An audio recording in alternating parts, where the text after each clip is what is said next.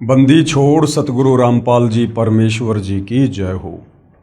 परमपिता परमात्मा सारी सृष्टि के रचनहार, कुल मालिक, असंख्य ब्रह्मांडों के स्वामी, जगत गुरु, तीनों लोकों में प्रवेश करके सबका धारण पोषण करने वाले राजाधिराज, आत्माधार, नाथों के नाथ, देवों के देव महादेव, सर्वेश्वर महेश्वर मृत्युंजय, अजरो अमर, आदि अनादि सनातनी प्रभु, जगत पिता जगदीश्वर, श्री श्री 1008 की उपाधि के वास्तविक अधिकारी, अकाल मूरत सौद स्वरूपी राम वासुदेव, सर्वगतम ब्रह्म, परम पूज्य, प्रथम पूज्य, परम संत, परम पुरुष, परम धनी, परम दयालु, सत्य कबीर, हक्का कबीर, अल्लाहु कबीर, अल्लाहु अकबर, बाखबर, अल्लाह ताला, जगत के तारणहार, जगत के मुक्तिदाता, जगत के जगन्नाथ, हारे के सहारे, हिंदुओं के राम, मुसलमानों के अल्लाह, सिखों के वाहिगुरु, ईसाइयों के मसीह, दया के सागर दयानिधि, करुणा के सागर करुणानिधि,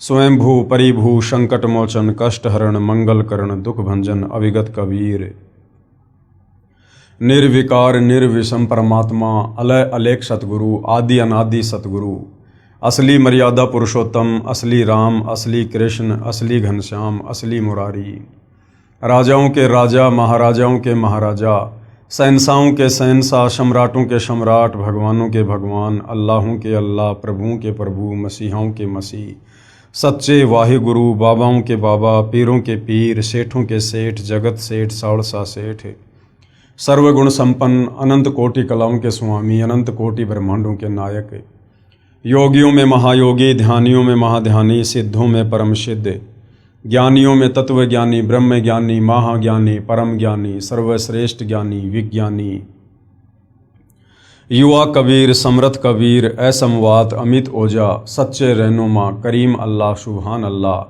दुनिया के अंतिम पैगंबर, 8 सितंबर 1951 से गांव धनाना, जिला सोनीपत, हरियाणा, भारतवर्ष की पावन भूमि पे प्रकट, रियल कल की भगवान श्री नारायण साकार हरि, श्री बाबा साहेब, नूर अनंत परमात्मा, सच्चे दरवेश, सच्चे बाखबर, संत श्रोमणी सतगुरु रामपाल जी परमेश्वर जी के चरण कमल में आप और हम सभी भाई बहनों का अनंत कोटि दंडवत प्रणाम।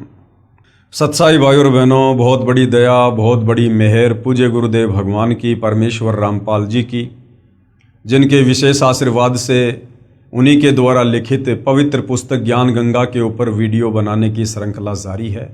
इसी श्रृंखला में आज हमारा ये 10वें नंबर का वीडियो है। प्रत्येक वीडियो को देखकर हमें अध्यात्म के विषय में बहुत ही गहन जानकारियां प्राप्त हुई है, क्योंकि जो पवित्र पुस्तक ज्ञान गंगा सतगुरु रामपाल जी ने लिखी है, ये पुस्तक सर्व धर्मों के, सर्व पवित्र धर्मशास्त्रों के ज्ञान से प्रमाणित है। इस पवित्र पुस्तक ज्ञान गंगा के सत ज्ञान में, तत्व ज्ञान में, सूक्ष्म ज्ञान में किसी भी धर्म का कोई भी धर्मगुरु सुई की नोक रखने जितनी भी त्रुटि निकालने में सक्षम नहीं है।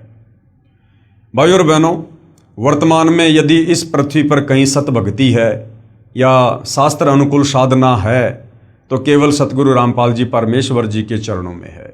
बाकी दुनिया शास्त्र विरुद्ध साधना ही कर रही है, जिस शास्त्र विरुद्ध साधना को करने के चलते हमें किसी प्रकार का कोई भी आध्यात्मिक लाभ प्राप्त नहीं हो सकता। बहुत सारे भाई बहनों के मन में शंका होगी कि वे लाभ प्राप्त क्यों नहीं हो सकता। हम तो सदियों से ब्रह्मा विष्णु महेश की परंपरागत पूजा करते आ रहे हैं। हम तो मंदिर में जाते हैं, मस्जिद में जाते हैं, चर्च में जाते हैं, गुरुद्वारे में जाते हैं, कावड़ लेकर आते हैं, मज़ारों पर चद्दर चढ़ाते हैं और हमें तो हर प्रकार के लाभ हो रहे हैं। हमारे काम धंधे बहुत बढ़िया चल रहे हैं, दिन दोगुनी रात चौगुनी, हम व्यापार में उन्नति कर रहे हैं, हमारे बच्चे विदेशों में पढ़ रहे हैं, बड़ी बड़ी जॉब लग गए हैं, हमने बड़े बड़े मकान बना लिए हैं, हम बहुत जो है सुखी हैं। तो भाई और बहनों, यदि आप सतगुरु रामपाल जी परमेश्वर जी की वर्तमान में सही है तो आप शास्त्र वेदना कर रहे हैं। भले आप किसी मंदिर में कितना सोना चढ़ा रहे हैं, कितनी चांदी चढ़ा रहे हैं, कितने बड़े बड़े भंडारे और कथाएं क्यों ना करवा रहे हैं, यदि आप सतगुरु रामपाल जी की शरण में नहीं हैं तो आप किसी भी धर्म से संबंधित हैं, आप उन धर्मों की पवित्र पुस्तकों के विरुद्ध भक्ति कर रहे हैं। और रही बात आपकी इस भ्रमणा की कि हमें तो सर्व लाभ मिल रहे हैं, ये सर्व लाभ आपको वर्तमान शास्त्र विरुद्ध भक्ति के कारण नहीं मिल रहे हैं। ये आपकी आध्यात्मिक ज्ञानहीनता है। जब आप सतगुरु रामपाल जी के सत्संग सुनेंगे, सृष्टि रचना को सुनेंगे, तो आपको पता चलेगा कि शास्त्र विरुद्ध साधना करने के चलते भी व्यक्ति को जो लाभ होते हैं वो लाभ उसके पूर्व जन्मों की भक्ति के पुण्यों के प्रतिफल में होते हैं। यानी आपका मनुष्य जन्म कोई प्रथम बार नहीं हुआ है। जब से हम परमपिता परमेश्वर कबीर साहिब से बिछुड़कर, सतलोक से बिछुड़कर इस काल के साथ यहाँ 21 ब्रह्मांड में आए हैं, तब से न जाने हमारे कितने अनंत करोड़ जन्म हो चुके हैं, जिनमें करोड़ों अरबों मनुष्य जन्म भी शामिल हैं। और उन मनुष्य जन्मों में ये कबीर परमात्मा रह रहकर आप और हमें संभालते रहते हैं, हमें सत भक्ति दान देते रहते हैं, हमें परमात्मा भक्ति से चार्ज करते रहते हैं। परंतु हम अंतिम श्वास तक मर्यादा में रहकर विश्वास के साथ भक्ति नहीं कर पाते, जिस कारण मोक्ष से वंचित रह जाते हैं। लेकिन वो भक्ति करने के चलते हमारी आध्यात्मिक बैटरी चार्ज हो जाती है और फिर अगले जन्मों में भले हम शत भक्ति नहीं करते हैं, हम किसी तत्वदर्शी संत की शरण में नहीं होते हैं, फिर भी हमें उन पूर्व जन्मों की सत भक्ति के कारण हमें सर्व लाभ मिलते रहते हैं। और हम ये सोचते हैं कि ये सर्व लाभ मुझे वर्तमान में जो मैं भक्ति कर रहा हूँ उस भक्ति को करने के चलते मिल रहे हैं। तो भाई और बहनों, ऐसा बिल्कुल भी नहीं है। ये हमें परम संत के सत्संग सुनने से पता चलेगा, सृष्टि रचना को सुनने और समझने से पता चलेगा। तो भाई और बहनों, ये कलयुग है और हमारे जितने भी अच्छे कर्म थे, शुभ कर्म थे, जो पुण्य कर्म थे, वो हमने आज से पहले 3 युगों में, सतयुग, त्रेता, द्वापर में मनुष्य जन्म प्राप्त कर करके भोग लिए हैं। ज़्यादातर हमने खर्च कर दिए हैं। और वर्तमान में आप देखिएगा 90% लोग वर्तमान में भक्ति अवश्य करते हैं, वो चाहे किसी भी धर्म से संबंधित क्यों ना है, फिर भी उनकी दुर्गति हुई पड़ी है। देश का राजा भी उसी मंदिर में जाता है और देश का भिखारी भी उसी मंदिर के आगे भीख मांगता है। फिर दोनों में इतना अंतर क्यों? भाई और बहनों, दोनों ही शास्त्र विरुद्ध साधना कर रहे हैं। उस राजा के अभी पूर्व जन्मों के पुण्य चल रहे हैं, भिखारी के पूर्व जन्म के पुण्य समाप्त हो चुके हैं। और जिस दिन उस राजा के पुण्य समाप्त होंगे, उसकी भी ऐसी दुर्गति होगी, फिर आने वाले मनुष्य जन्म में या वर्तमान जन्म में भी हो सकती है। तो भाई और बहनों, इस आध्यात्मिक ज्ञान को अच्छे से समझने के लिए आप लोगों ने सृष्टि रचना को समझना बहुत ज़रूरी है। और ये जो सृष्टि रचना सतगुरु रामपाल जी परमेश्वर जी ने हमें समझाई है, हमें बताई है, सत्संगों में सुनाई है और अपनी पवित्र पुस्तकों में लिखी है, ये शास्त्र प्रमाणित है। इसमें किसी भी प्रकार की मीन मेख कोई भी नहीं निकाल सकता है।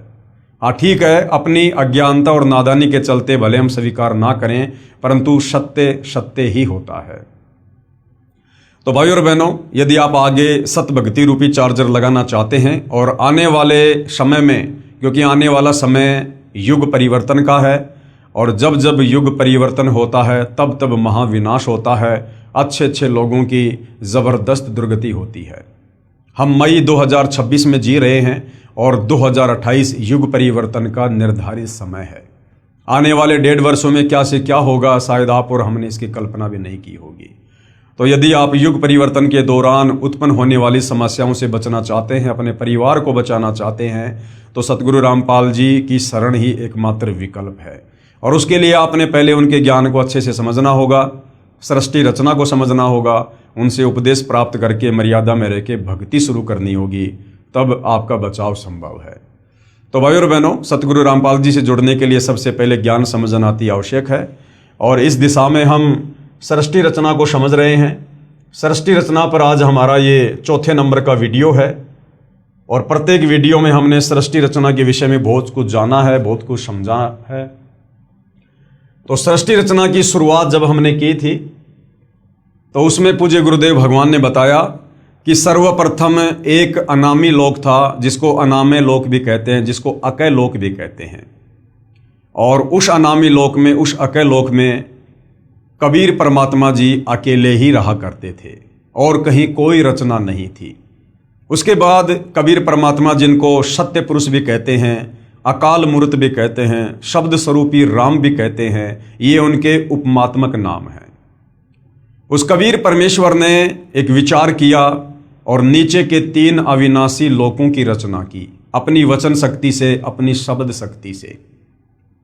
अनामी लोक से नीचे कबीर परमात्मा जी ने अगम लोक की रचना की, उसके बाद अलख लोक की रचना की, उसके बाद सतलोक की रचना की।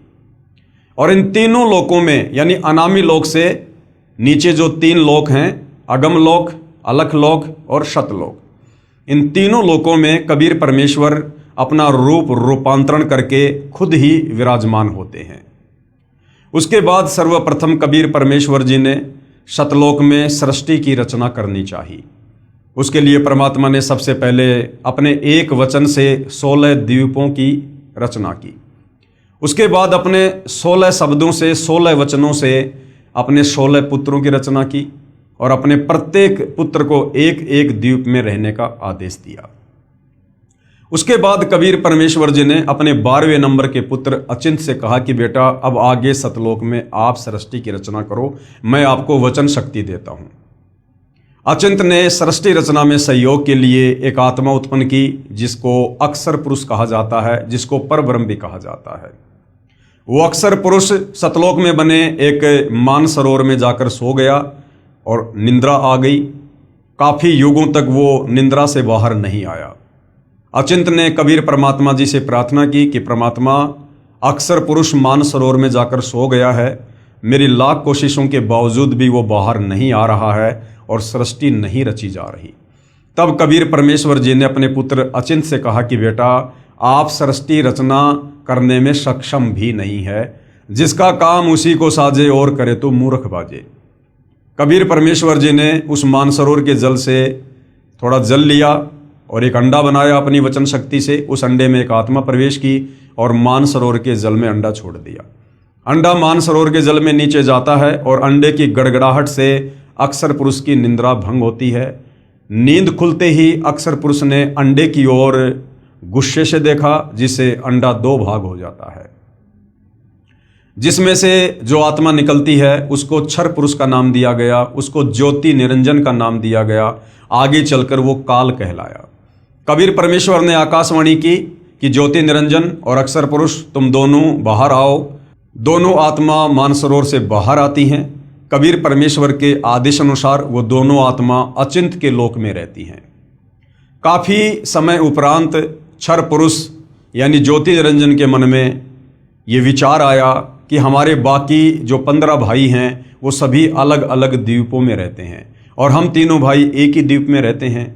ये सोचकर क्षर पुरुष ज्योति निरंजन, जो आगे चलकर काल भी कहलाया, उसने अलग से राज्य प्राप्ति के लिए, अलग से द्वीप प्राप्ति के लिए एक पैर पर खड़ा होकर सतलोक में तप करना शुरू कर दिया।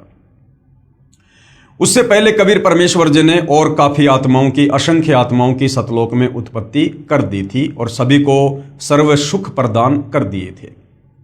जब ये ज्योति निरंजन क्षर पुरुष सतलोक में एक पैर पर खड़ा होकर तप कर रहा था तो सतलोक में जो आत्माएं थी वो उसके ऊपर आसक्त हो गई और सोचने लगी कि देखो कितना जबरदस्त तप कर रहा है। कबीर परमेश्वर जी ने आत्माओं को समय समय पर सचेत किया कि बच्चों, इस नादान की नादानी को मत देखो, ये अपने कर्म फोड़ रहा है, तुम आराम से रहो, ठाट बाट से रहो, तुम्हें किसी चीज की कोई कमी नहीं है, इसकी तरफ ध्यान मत दो। हम सभी आत्माओं ने ऊपर से तो सावधानी दिखाई, लेकिन अंदर से हम उस ज्योति निरंजन को चाहने लगे और पतिव्रता पर्द से नीचे गिर गए, परमात्मा के दिल से हम उतर गए। जब काल ने सत्ययुग तप किया तो कबीर परमेश्वर जी ने पूछा कि भाई आप तप क्यों कर रहे हो, आपको क्या चाहिए? तो क्षर पुरुष ने कहा कि मैं जहां रह रहा हूं वो जगह मेरे लिए कम है, मुझे अलग से राज्य प्रदान कीजिए। कबीर परमेश्वर ने क्षर पुरुष को 21 ब्रह्मांड दे दिए जो सतलोक में ही थे। उसके बाद क्षर पुरुष ने फिर से सत्ययुग तप किया, ये सोचकर कि खाली पलाट का क्या करूंगा, इनमें कुछ रचना भी करनी चाहिए और रचना सामग्री कबीर परमात्मा के ही पास है। तो रचना सामग्री प्राप्त करने के लिए सत्ययुग फिर तप किया। फिर कबीर परमेश्वर जी ने पूछा तो क्षर पुरुष ने कहा कि मुझे सृष्टि रचना के लिए सामग्री चाहिए। कबीर परमेश्वर ने उसे 3 गुण, रजगुण, सतगुण, तमगुण और 5 तत्व, पृथ्वी, अग्नि, जल, वायु, आकाश, ये जो उस समय सतलोक में कबीर परमेश्वर जी के 16 पुत्रों में से सबसे बड़े पुत्र कूरम के मुकुट में थे, सूक्ष्म रूप में थे, कबीर परमेश्वर जी ने काल को उपलब्ध करवा दिए। उसके बाद इस क्षर पुरुष ने सोचा कि अब मैंने बहुत सारी रचना भी कर ली है, लेकिन मेरे अकेले का दिल नहीं लग रहा, मुझे कुछ आत्मा चाहिए। ये सोचकर उसने 64 युग फिर तप किया। जब 64 युग तप कर लिया तो कबीर परमेश्वर जी ने पूछा कि भाई क्षर पुरुष, अब आपको क्या चाहिए? जो आपको चाहिए था मैंने आपको सब कुछ दे दिया। तो क्षर पुरुष ने कहा कि पिताजी, मुझे कुछ आत्मा दे दो, मेरा अकेले का मन नहीं लगता है। तो कबीर परमेश्वर जी ने कहा कि भाई देखो, आत्मा मैं आपको किसी भी कीमत पर नहीं दे सकता, ये मेरे अंश हैं, मेरे वचन से उत्पन्न हैं, मेरे बच्चे हैं, और आपको कुछ चाहिए तो आप ले सकते हो। लेकिन भाई और बहनों, हम अपने कबीर परमेश्वर जी से दिल हटाकर इस काल के ऊपर हम दिल लगा चुके थे, इसलिए हम पतिव्रता पद से नीचे गिर चुके थे। तो कबीर परमेश्वर जी ने कहा कि भाई क्षर पुरुष, अगर कोई अपनी मर्जी से तेरे साथ जाना चाहता है तो मैं भेज सकता हूँ। तो कबीर परमात्मा और क्षर पुरुष दोनों हम सभी आत्माओं के पास आए, और कबीर परमेश्वर जी ने कहा कि भाई कौन कौन आत्मा है जो इस क्षर पुरुष के साथ इसके 21 ब्रह्मांडों में जाना चाहती है, क्योंकि परमात्मा ने उसको प्रथम बार उसके 70 युग वाले तब के बदले में 21 ब्रह्मांड दिए थे। काफी देर तक सन्नाटा छाया रहा, किसी ने भी हाथ खड़ा नहीं किया। अंत में एक आत्मा ने दुस्साहस किया और हाथ खड़ा किया कि पिताजी, मैं इसके साथ जाना चाहता हूँ। उसके बाद देखा सभी आत्माओं ने हाथ खड़े कर दिए। आज जितनी भी आत्माएं, आप और हम सभी, वो चाहे ब्रह्मा विष्णु महेश हैं, चाहे देवी देवता हैं, चाहे लख 84 योनि में गधे कुत्ते सूअर हैं, हम सभी आत्माओं ने जो आज काल के 21 ब्रह्मांडों में फंसे पड़े हैं, हम सभी ने देखा हाथ खड़े कर दिए। कबीर परमेश्वर जी ने क्षर पुरुष से कहा कि भाई ठीक है, आप अपने 21 ब्रह्मांडों में जाओ, जिन जिन आत्माओं ने आपके साथ जाने की स्वीकृति दी है उनको मैं अपने हिसाब से आपके पास भेज दूंगा। ज्योति निरंजन यानी क्षर पुरुष, जो आगे चलकर काल कहलाया, अपने 21 ब्रह्मांडों में चला गया। पीछे से कबीर परमेश्वर जी ने सर्वप्रथम हाथ खड़ा करने वाली आत्मा को एक सुंदर युवा लड़की बनाया और अपने पुत्र सहजदास से कहा कि बेटा, आप जाकर इसको ज्योति निरंजन के पास छोड़कर आ जाओ। सहजदास जी ने अपने पिता की आज्ञा पाकर और उस युवा लड़की को, जिसको आगे चलकर दुर्गा भी कहा गया, गीता में जिसको प्रकृति भी कहा गया है, जिसको अष्टंगी 8 भुजा वाली भी कहा गया है, उसे ज्योति निरंजन के पास छोड़ दिया और कहा कि पिताजी ने इसको शब्द शक्ति दे रखी है, आप जितनी आत्मा चाहोगे ये अपने वचन से उत्पन्न कर देगी। सहजदास वापस आ गया। लड़की का युवा शरीर देखकर, रूप रंग निखरा हुआ देखकर और ज्योति निरंजन क्षर पुरुष के मन में दोष उत्पन्न हुआ। उसने उस दुर्गा के साथ में जबरदस्ती करने का प्रयास किया, बलात्कार करने का प्रयास किया। दुर्गा ने बहुत समझाया कि भाई देखो, हम दोनों एक ही पिता की संतान हैं, हम दोनों भाई बहन हैं, आप मेरे बड़े भाई हो, आपकी उत्पत्ति पहले अंडे से हुई है, बाद में मेरी उत्पत्ति उसी परमात्मा ने अपने वचन से की है। आप मेरे बड़े भाई हो, मैं आपकी छोटी बहन हूँ, और भाई बहन का ये शारीरिक मिलन, ये मैथुन कर्म, ये महापाप का कारण बनेगा। लेकिन विषय वासनाओं के वशीभूत होने के कारण क्षर पुरुष ने उसकी एक नहीं सुनी और जबरदस्ती करने का प्रयास किया। तो दुर्गा ने सूक्ष्म रूप बनाकर उसके मुख के माध्यम से उसके पेट में जाकर शरण ली, और पेट में जाकर दुर्गा ने अपने पिताजी कबीर भगवान से अर्ज की, प्रार्थना की कि हे पिता, मेरी रक्षा करो। कबीर परमेश्वर वहाँ अपने पुत्र जोगजित का रूप बनाकर जाते हैं और दुर्गा को उसके पेट से बाहर निकालते हैं, और उसके बाद क्षर पुरुष यानी ज्योति निरंजन को श्राप देते हैं कि आज के बाद तेरा नाम काल होगा और तू प्रतिदिन 1 लाख मानव शरीरधारी आत्माओं का भक्षण किया करेगा, आहार किया करेगा। और आज अभी इसी समय तुझे सतलोक से 16 शंख कोश की दूरी पर निष्कासित किया जाता है। ये कहते ही इस क्षर पुरुष के 21 ब्रह्मांड दुर्गा सहित और दुर्गा के अंदर जितनी भी आत्माएं प्रवेश थी, विमान की तरह चल पड़ा और सतलोक से 16 शंख कोश की दूरी पर आकर रुक गया। हालांकि बीच में थोड़ा सा प्रकरण आता है कि जब ये 21 ब्रह्मांड विमान की तरह सतलोक से बाहर जा रहे थे, तो बाहर सीमा पर सहजदास का लोक आता है। वहाँ पर ही क्षर पुरुष ने अपने भाई से अर्ज की कि मेरे विमान को यहाँ पर उतार लो, परमात्मा जी से आप प्रार्थना करो, मेरे से बहुत बड़ी गलती हो गई है। जब सहजदास जी ने कबीर परमेश्वर जी से आज्ञा लेनी चाहिए तो कबीर परमात्मा ने मना कर दिया कि अगर उसको रोका तो मेरे से फिर बुरा कोई नहीं होगा। यानी परमेश्वर ने कहा कि मैं मन कर्म वचन से कहता हूँ उसको यहाँ से बाहर निष्कासित कर दो। सैयदास ने कहा कि भैया मेरे बस की बात नहीं है, पिताजी ने मना कर दिया है। और सतलोक से 16 संकोच की दूरी पर इस काल के 21 ब्रह्मांड आकर स्थिर हो गए परमेश्वर की वचन शक्ति से, जिसको हम गुरुत्वाकर्षण शक्ति कहते हैं। उसके बाद भाइयों और बहनों, इस काल ने, क्षर पुरुष ने, ज्योति निरंजन ने दुर्गा के साथ में मनमानी करनी चाहिए और कहा कि अब मेरा कौन क्या बिगाड़ेगा, अब जो मन में आएगा वो मैं करूँगा, मुझे जो सज़ा मिलनी थी वो पिताजी ने दे दी है। दुर्गा ने फिर समझाया, बहुत कोशिश की, लेकिन ये नहीं माना। अंत में इसने दुर्गा के साथ में पति पत्नी व्यवहार किया और 3 पुत्रों की रचना की, ब्रह्मा की, विष्णु की और शंकर जी की। और अपने तीनों बेटों को एक एक गुण से युक्त कर दिया। रजगुण से ब्रह्मा जी को, सतगुण से विष्णु जी को, तमगुण से शंकर जी को। तीनों पुत्रों की उत्पत्ति करके ब्रह्मा जी को कमल के फूल के ऊपर बैठाकर अचेत कर दिया, विष्णु जी को शेषनाग की सैया के ऊपर लेटाकर अचेत कर दिया और शंकर जी को कैलाश पर्वत पर बैठाकर अचेत कर दिया। और दुर्गा से कहा कि दुर्गा, अब आज के बाद मैं प्रतिज्ञा करता हूँ कि मैं किसी को भी अपने वास्तविक काल रूप में दर्शन नहीं दूंगा, क्योंकि मुझे परमात्मा जी ने श्राप दिया है। मुझे प्रतिदिन 1 लाख मानव शरीरधारी आत्माओं को खाना पड़ेगा। अगर मेरे इस दुष्कर्म का संसार में आत्माओं को पता चल गया तो फिर कोई भी मेरी पूजा नहीं करेगा और सब लोग यहाँ से बाहर निकलने का प्रयास करेंगे जब कभी कबीर परमात्मा इस लोक में ज्ञान समझाने आएंगे। तो काल ने एक अटल प्रतिज्ञा कर ली कि आज के बाद मैं अपने वास्तविक रूप में किसी को दर्शन नहीं दूंगा। और दुर्गा, अब आप इन तीनों बेटों के माध्यम से मेरे भोजन की व्यवस्था करो, सृष्टि की उत्पत्ति करो। दुर्गा ने काल का आदेश प्राप्त करके और अपने तीनों पुत्रों को सचेत कर दिया, आपस में उनको इकट्ठा कर दिया। उसके बाद में काल के आदेश से दुर्गा ने समुद्र मंथन के दौरान ब्रह्मा जी को 4 वेद दिए।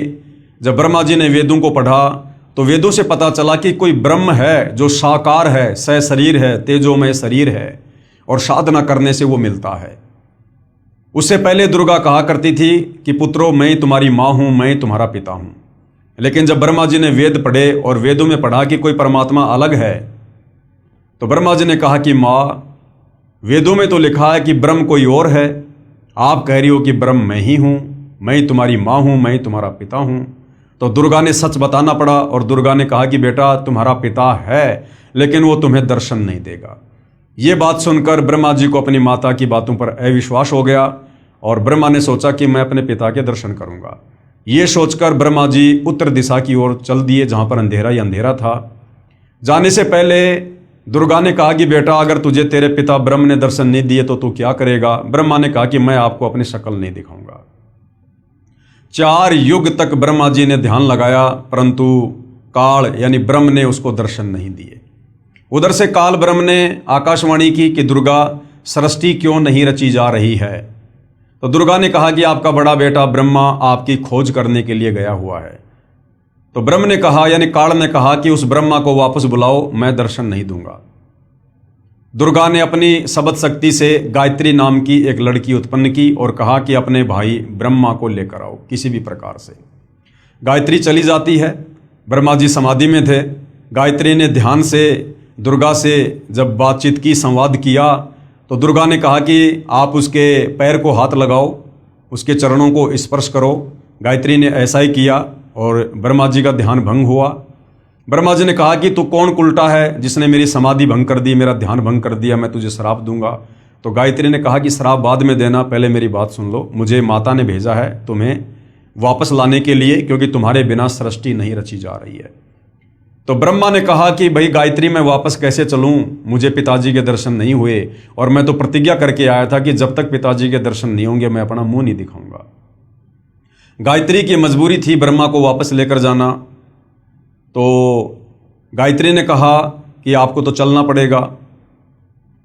तो ब्रह्मा जी ने कहा कि एक शर्त पर चल सकता हूं, यदि आप मेरी झूठी गवाही दे दो कि हाँ, मेरे सामने ब्रह्मा को इसके पिता ने दर्शन दिए। गायत्री ने कहा कि मैं झूठी गवाह नहीं दे सकती तो मैं नहीं चलूंगा। लेकिन गायत्री की मजबूरी थी।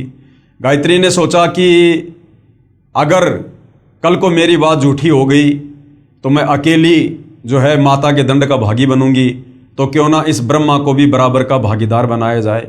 गायत्री ने एक ऐसी शर्त रखी कि आपको मेरे साथ में शारीरिक संबंध बनाने पड़ेंगे, रति क्रिया करनी पड़ेगी, तब मैं आपकी झूठी गवाही दूंगी। ब्रह्मा जी की मजबूरी थी और दोनों ने वो कर्म किया। उसके बाद गायत्री ने सोचा क्यों ना एक गवाह और बनाया जाए। तो ब्रह्मा से बात करने के बाद में, ब्रह्मा की सहमति के बाद में, गायत्री ने अपने वचन से एक पोहपति नाम की लड़की उत्पन्न की और उसको भी यही कहा कि आप ऐसे ऐसे गवाही दो। तो पोहपति ने कहा कि मैं झूठी गवाही नहीं दूंगी, हाँ यदि ब्रह्मा मेरे साथ में शारीरिक संबंध बनाए तो मैं झूठी गवाही दे सकती हूँ। उसके बाद पोहपति के साथ ब्रह्मा जी ने शारीरिक संबंध बनाए और ब्रह्मा जी ने दोनों को बता दिया था, यदि माता जी पूछे कि तुम्हारा पिता कैसा है, दिखने में कैसा है, तो वेदों में वर्णित परमेश्वर की व्याख्या ब्रह्मा जी ने पहले ही उनको बता दी कि ऐसे कह देना कि परमात्मा मानव सदृश है, नर रूप है, तेजोमय शरीर है। और तीनों दुर्गा के पास में जाते हैं। दुर्गा ने कहा कि बेटा तुझे तेरे पिता ने दर्शन दिए? तो ब्रह्मा जी ने कहा कि हाँ मुझे मेरे पिता के दर्शन हुए। दुर्गा ने कहा कि कोई प्रमाण दो, कोई सबूत दो, कोई गवाह बताओ। तो ब्रह्मा ने कहा कि इन दोनों के सामने मुझे पिता ने दर्शन दिए। जब दुर्गा ने उन दोनों से जानना चाहा तो दोनों ने कहा कि हाँ हमारे सामने दर्शन दिए। उधर से दुर्गा ने सोचा कि ब्रह्म यानी काल मुझे तो कह रहा था कि मैं किसी को दर्शन नहीं दूंगा और ये कह रहे हैं कि मुझे दर्शन दे दिए। वो थोड़ी सी नाराज हुई और उसने ध्यान लगाया तो काल ने आकाशवाणी की कि दुर्गा ये तीनों झूठ बोल रहे हैं, मैंने इनको किसी प्रकार से कोई दर्शन नहीं दिए। यह आकाशवाणी सभी ने सुनी, सबके सिर नीचे हो गए और उसके बाद में दुर्गा ने ब्रह्मा यानी अपने बड़े बेटे को श्राप दिया कि जग में तेरी पूजा नहीं होगी और तेरे वंशज यानी ब्राह्मण धर्मगुरु जो वेदों को पढ़ेंगे, वेदों को ना समझकर आगे लोगों को ज्ञान देंगे, गुमराह करेंगे, वो भी तेरे जैसे झूठे होंगे, पाखंडी होंगे। दुनिया को गुमराह करना उनका परमो धर्म होगा। उसके बाद में दुर्गा ने अपने दूसरे नंबर के बेटे विष्णु से कहा कि बेटा आप भी अपने पिता के दर्शन कर लो, कहीं बाद में फिर आप जी बीच में समाधि लगा के बैठ जाओगे। तो विष्णु जी भी अपने पिता के दर्शन के लिए पाताल लोक में चल दिया। पाताल लोक में शेषनाग था। शेषनाग ने देखा कि मेरे लोक में ये मेरी अनुमति के बिना कौन बेधड़क आ रहा है। तो शेषनाग ने अपने 1000 फणों से विष छोड़ दिया, जिसके चलते विष्णु जी का पूरा शरीर नीला हो गया, काला हो गया। विष्णु जी ने जैसे ही उसके साथ युद्ध करना चाहा तो काल ने आकाशवाणी की कि बेटा इसका बदला मैं तुझे द्वापर युग में दूंगा, तो श्री कृष्ण रूप में जाएगा और ये काली दह में कालेंद्री नाम का नाग होगा, उस समय मैं तुझे इसका बदला दूंगा।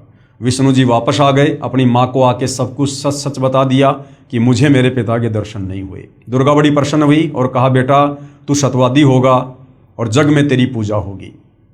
उसके बाद में अपने तीसरे पुत्र शंकर जी को भी दुर्गा ने कहा कि बेटा आप भी अपने पिता के दर्शन करने का प्रयास कर लो, तुम्हारे दोनों भाइयों को तो पिता ने दर्शन दिए नहीं।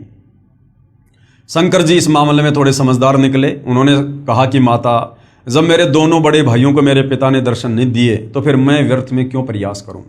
हे माँ मुझे ऐसा वरदान दे दो कि मैं अमर हो जाऊं, कभी ना मरूं। तो दुर्गा ने कहा कि बेटा इस 21 ब्रह्मांड में ये अमरत्व का वरदान नहीं मिल सकता, यहाँ जिसका जन्म हुआ है उसकी मृत्यु निश्चित है। लेकिन शंकर जी को ध्यान लगाने की विधि बताई, जिसके चलते शंकर जी की उम्र अपने दोनों भाइयों से 7 गुना ज़्यादा है। उसके बाद भाइयों और बहनों, काल के आदेश से दुर्गा ने समुद्र मंथन पर अपने तीनों पुत्रों ब्रह्मा विष्णु महेश को भेज दिया और कहा कि समुद्र मंथन में जो भी वस्तु निकले उसकी मुझे जानकारी देना और उनको अलग अलग रखना। समुद्र मंथन हुआ। दुर्गा समुद्र में जाकर अपने 3 रूप बनाती है। 3 लड़कियों के रूप में दुर्गा प्रकट होती है, बाहर भी खड़ी हुई है। और जब 3 लड़कियां लेकर ब्रह्मा विष्णु महेश बाहर आते हैं तो दुर्गा ने कहा कि सबसे पहले कौन सी लड़की आई? तो कहा जी ये वाली आई। तो दुर्गा ने उसका नाम सावित्री रखा और उसकी शादी ब्रह्मा जी के साथ कर दी। दूसरी का नाम लक्ष्मी रखा और विष्णु जी को दे दी। तीसरी का नाम पार्वती रखा और शंकर जी के साथ में शादी कर दी और तीनों को अपने अपने लोक में भेज दिया और तीनों को एक एक गुण से युक्त कर दिया। ब्रह्मा जी को रजोगुण से युक्त कर दिया, जिसके चलते तीनों लोकों के प्राणी रजोगुण के प्रभाव से संतान उत्पत्ति करते हैं। विष्णु जी को सतोगुण से युक्त कर दिया, जिस सतोगुण के प्रभाव के चलते सभी आपस में मोह ममता में बंधे हुए हैं। शंकर जी को तमोगुण से युक्त कर दिया, जिसके चलते फिर मनमुटाव, राग, द्वेष, ईर्ष्या, लड़ाई झगड़े यानी संहार का कार्य तमोगुण के कारण शंकर जी करते हैं। और इस प्रकार से इस काल के 21 ब्रह्मांड की सृष्टि चल रही है। कुल मिला के भाइयों और बहनों बात यह है कि इस काल को प्रतिदिन 1 लाख मानव शरीरधारी स्त्री या पुरुषों के सूक्ष्म शरीर से निकली वासना को खाने का श्राप लगा हुआ है, जिसके चलते ये गुप्त ऊपर 21वें ब्रह्मांड में रहता है, जहाँ पर इसने तपतशिला बना रखी है, जीवों को भून भून के खाता है और अपने तीनों पुत्रों की ब्रह्मा विष्णु महेश की जो है ड्यूटी लगा रखी है अपने भोजन के लिए, आप और हम मानव शरीरधारी प्राणियों की उत्पत्ति करने की। तो भाइयों और बहनों, और यहाँ कुछ भी लेना देना नहीं है। काल ने केवल अपने भोजन के लिए सारी व्यवस्था कर रखी है और हम सभी प्राणी समय समय पर अपने कर्मों का दंड भोगने के लिए कभी लक 84 योनि में गधे कुत्ते सुअर बनते हैं, कभी नरक में जाते हैं, कभी स्वर्ग में जाते हैं। और इसी प्रकार से जन्म मृत्यु का सिलसिला, लक 84 योनियों का सिलसिला ये लगातार अनंत युगों से चलता आ रहा है। इस काल की चक्की से बाहर निकालने के लिए, इन कष्टों से बाहर निकालने के लिए वो कबीर परमात्मा सारी सृष्टि का मालिक सतलोक से चलकर स्वयं ही यहाँ पर समय समय पर आता है। उसके बाद भाइयों और बहनों, इस काल को 21 ब्रह्मांड सहित बाहर निकालने के बाद सतलोक में जो एक और आत्मा थी, परब्रह्म, जिसको अक्षर पुरुष भी कहते हैं, उस अक्षर पुरुष के मन में आया कि क्षर पुरुष ज्योति निरंजन जो 21 ब्रह्मांड सहित सतलोक से चला गया है, वो बहुत सुख भोग रहा होगा। अक्षर पुरुष उसकी याद में रहने लगा, भक्ति भी करने लगा, लेकिन व्याकुल रहने लगा, चिंतित रहने लगा उस काल की याद में।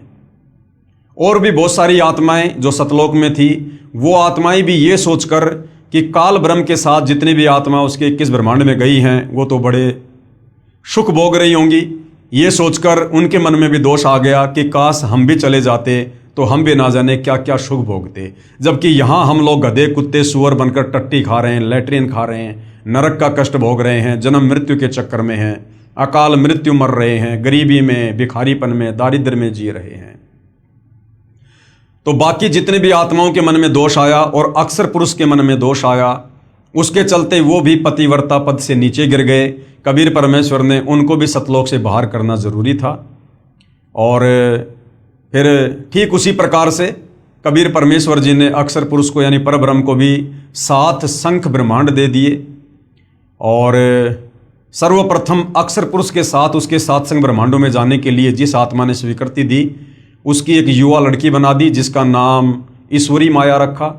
और बाकी सभी आत्माओं को सूक्ष्म रूप में ईश्वरी माया के अंदर जो है वो प्रवेश करके और अक्षर पुरुष के पास में भिजवा दिया।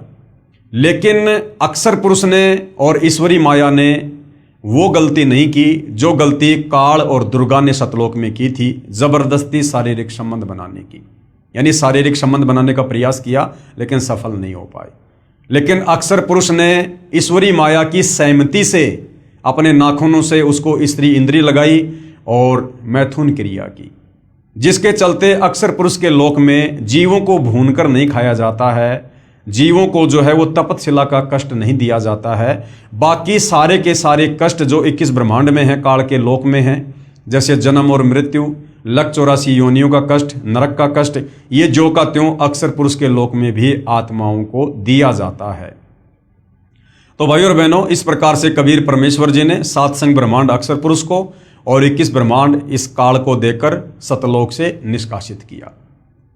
उसके बाद रह रहकर कबीर परमेश्वर जी इस काल के 21 ब्रह्मांड में आते हैं, अक्षर पुरुष के 7 शंख ब्रह्मांड में जाते हैं। हम आत्माओं को सतलोक में की गई अपनी गलती सृष्टि रचना सुनाकर याद दिलाते हैं और हमें उनके बंधन से छुड़वाते हैं। जो जो आत्माएं उनके ज्ञान को स्वीकार कर लेती है, उनकी भक्ति स्वीकार कर लेती है और आजीवन मर्यादा में रहकर भक्ति करती है, उन आत्माओं को परमेश्वर वापस सतलोक लेकर जाते हैं। तो भाइयों और बहनों, यहाँ जो सृष्टि रचना चल रही है, जो सतगुरु रामपाल जी ने अपने सत्संगों में सुनाई है और अपनी पवित्र पुस्तकों में लिखी है, इसका समर्थन सर्व धर्मों के सर्व पवित्र धर्मशास्त्र भी कर रहे हैं। और हमने इस पवित्र पुस्तक ज्ञान गंगा में देखा कि मुसलमान धर्म की कुरान शरीफ, तौरेत, जबूर, ईसाइयों की बाइबल, हिंदुओं के 4 वेद और गीता जी, साथ में बहुत सारे महापुरुषों की जो लेखनी से जो ग्रंथ लिखे गए हैं, जिस प्रकार से धर्मदास जी के द्वारा लिखा गया कबीर सागर और दादू जी का दादू ग्रंथ और भी बहुत सारे महापुरुषों के ग्रंथों ने इसी सृष्टि रचना का समर्थन किया है। जो सृष्टि रचना कबीर परमेश्वर 650 साल पहले बनारस के काशी में बताया करते थे, जिस समय उनको अनपढ़ कहकर रिजेक्ट कर दिया गया था, आज उसी सृष्टि रचना को हमारे सर्व धर्मों के धर्मशास्त्र समर्थन दे रहे हैं। तो आज भाइयों और बहनों, सृष्टि रचना का ये लास्ट वीडियो है और आदरणीय गरीबदास जी जो गांव छुड़ानी जिला झज्जर हरियाणा में हुए, जिनको कबीर परमेश्वर जी 10 साल की उम्र में सतलोक से चलकर धरती पर प्रकट होकर जिंदा बाबा के रूप में मिले, उनको अपना ज्ञान समझाया, उनकी आत्मा को शरीर से निकालकर सतलोक ले गए, सतलोक दिखाया, पूरी सृष्टि रचना से वाकिफ कराया और सर्व ब्रह्मांड दिखाए, ब्रह्मा विष्णु महेश के लोग दिखाए, दुर्गा का लोग दिखाया, काल का लोग दिखाया, तपतशिला दिखाई, नरक स्वर्ग सब कुछ दिखाया, उनका ज्ञान योग खोला। और आदरणीय गरीबदास जी ने फिर 5वें वेद सूक्ष्म वेद की रचना की।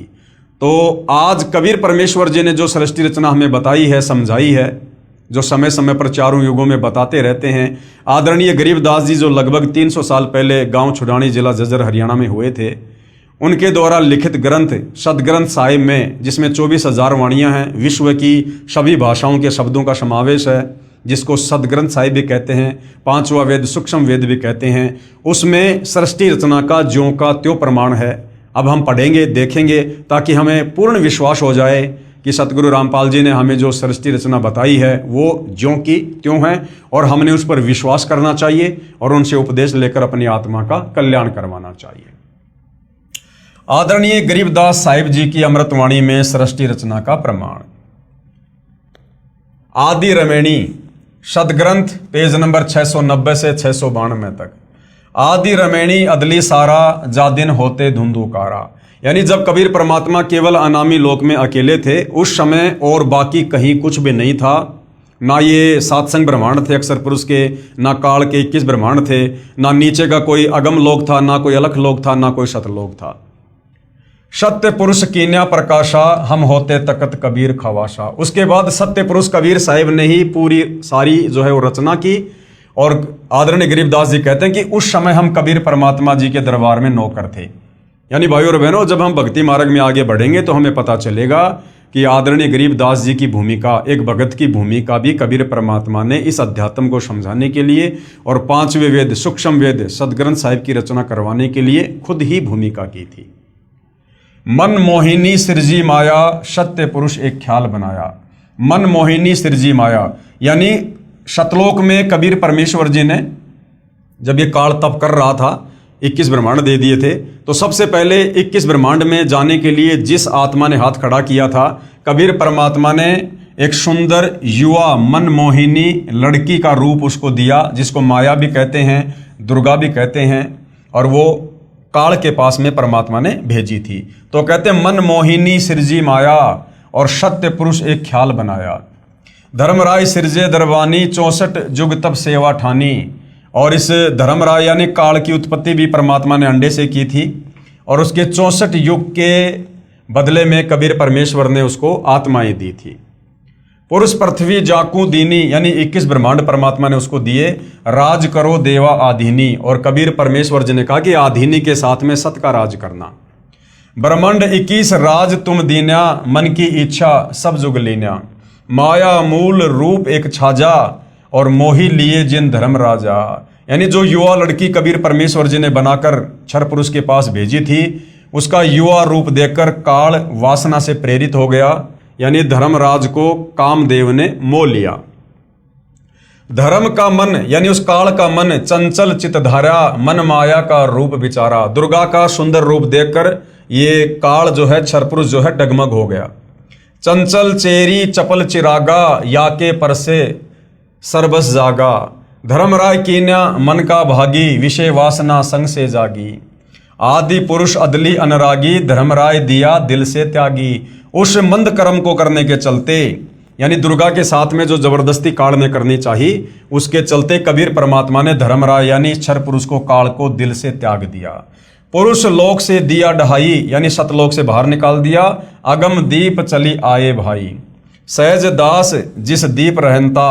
जब ये काल 21 ब्रह्मांड सहित सतलोक से जा रहा था तो आगे चलकर सहज दास का लोक था, वहां पर इसने अपना विमान रोकने की सहज दास से प्रार्थना की। कारण कौन कौन कुलपन था। धर्मराय बोले दरबानी, इस काल ने, जिसको धर्मराय भी कहते हैं क्षर पुरुष, ये बोला सुनो सहज दास ब्रह्मज्ञानी कि हे बड़े भाई मेरी बात सुनो। 64 युग हम सेवा कीनी, मैंने 64 युग तक एक पैर पे खड़ा होकर तप किया। पुरुष पृथ्वी हमको दीनी, तब परमात्मा ने मुझे ये अलग से राज्य दिया। चंचल रूप भया मन मोरा, उस युवा लड़की को देखकर मेरा मन चंचल हो गया और मैंने बदतमीजी की। मन मोहिनी ठगिया भोरा, और उसने मुझे ठग लिया, यानी मैं उसके ऊपर आसक्त हो गया, जिस कारण से परमात्मा जी नाराज हो गए। सत्य पुरुष के ना मन भाए, यानी कबीर परमात्मा के मैं दिल से उतर गया, उनके मन नहीं भाया। पुरुष लोक से हम चली आए और मेरे को सतलोक से बाहर निकाल दिया। अगर दीप सुनत बड़ भागी, सहज दास मेटो मन पागी, यानी अब आप मेरे इस 21 ब्रह्मांड को, विमान को अपने लोक में रख लो, मैं यहाँ रह जाऊंगा। बोले सहज दास दिलदानी, हम तो चाकर सत सहदानी। सहज दास जी बोले भाई मैं तो कबीर परमात्मा का नौकर हूं, सत्य पुरुष से अर्ज गुजारूं तब तुम्हारा विमान उतारूं। पहले मैं कबीर भगवान से, सत्य पुरुष से प्रार्थना करूंगा, अगर उनकी आज्ञा होगी तो मैं तेरे विमान को यहां पर रोकूंगा।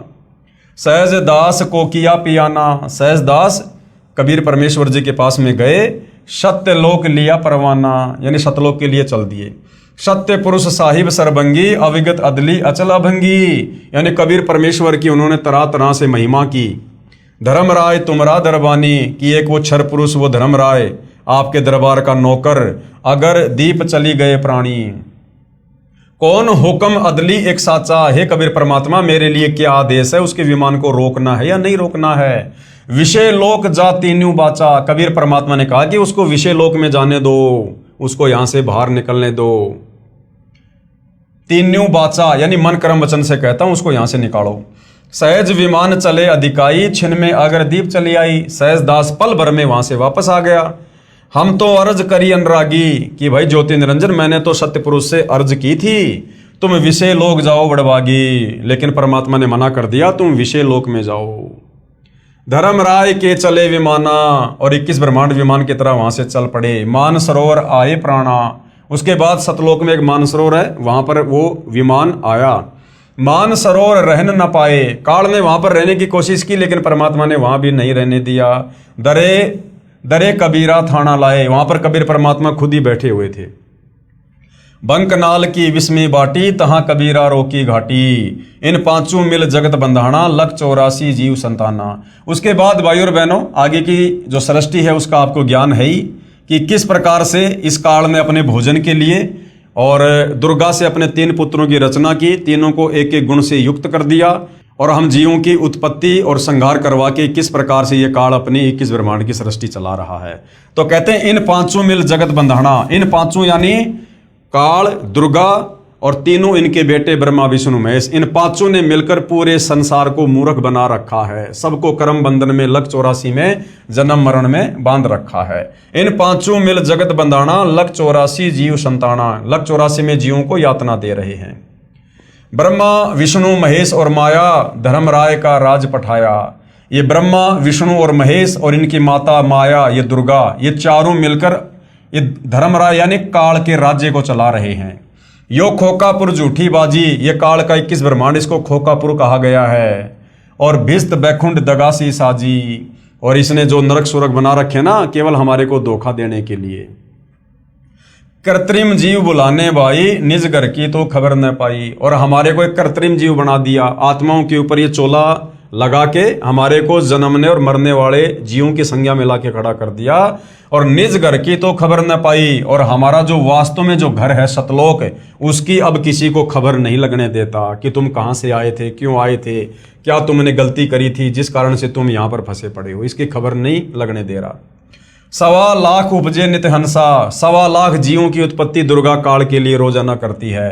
1 लाख विनसे नित हंसा, और 1 लाख को ये काल रोजाना खाता है। उत्पत्ति खपति परले केरी, हर शोक जोरा जमजेरी, यानी जन्म मरण और ये दुख, ये सारे यहाँ पर काल के जो कष्ट हैं वो दिए जा रहे हैं। पांचों तत्व हैं परले माही, सतगुण रजगुण तमगुण झाई। आठों अंग मिली है माया, पिंड ब्रह्मंड सकल भरमाया। या में सुरती शब्द की डोरी, पिंड ब्रह्मंड लगी है खोरी। श्वासा पारस मन गए राखो, खोले कपाट अमीर चाखो। यानी कबीर परमेश्वर जी आकर जो श्वासों का नाम देते हैं, सतनाम देते हैं, उससे फिर हमारा ज्ञान योग खुलता है और हमें यहाँ से बाहर निकलने का रास्ता मिलता है। सुनाऊं हंस शब्द सुनदासा, अगम दीप है अग है बासा। फिर कबीर परमेश्वर तत्वदर्शी संत के रूप में आते हैं और हमें फिर वास्तविक ज्ञान बताते हैं, भक्ति देते हैं और हमें फिर अगम दीप यानी सबसे आगे का जो दीप है, जो सतलोक है, हमें उसकी जानकारी देते हैं। भवसागर जमदंड जमाना, धर्मराय का है तलबाना। पांचों ऊपर पद की नगरी, बाट विहंगम बंकी डगरी। इन पांचों के ऊपर दुर्गा काल और ब्रह्मा विष्णु महेश के ऊपर वो वास्तविक वो नगर है, सतलोक है, जहाँ पर जाना इतनी आसान बात नहीं है। हमरा धर्मराय से दावा, भवसागर में जीव भरमावा। कबीर परमेश्वर का जो है इस धर्मराज यानी काल के साथ में एग्रीमेंट है। हम तो कहें अगम की वाणी, जहाँ अविगत अदली आप बिनानी। बंदी छोड़ हमारा नामम, अजर अमर है अस्त्र ठामर। जुगन जुगन हम कहते आए, जम जोरा से हंस छुड़ाए। यानी युगों युगों से हम यहाँ पर आ रहे हैं, सृष्टि रचना बता रहे हैं, ज्ञान समझा रहे हैं। जम यानी काल, जोरा यानी मौत, इससे हम जीवों को छुटाने का प्रयास करते हैं। जो कोई माने शब्द हमारा, जो हमारे ज्ञान को स्वीकार कर लेता है, भवसागर नहीं भर में धारा, वो दोबारा काल के किस ब्रह्मांड में नहीं आता, उसका मोक्ष हो जाता है।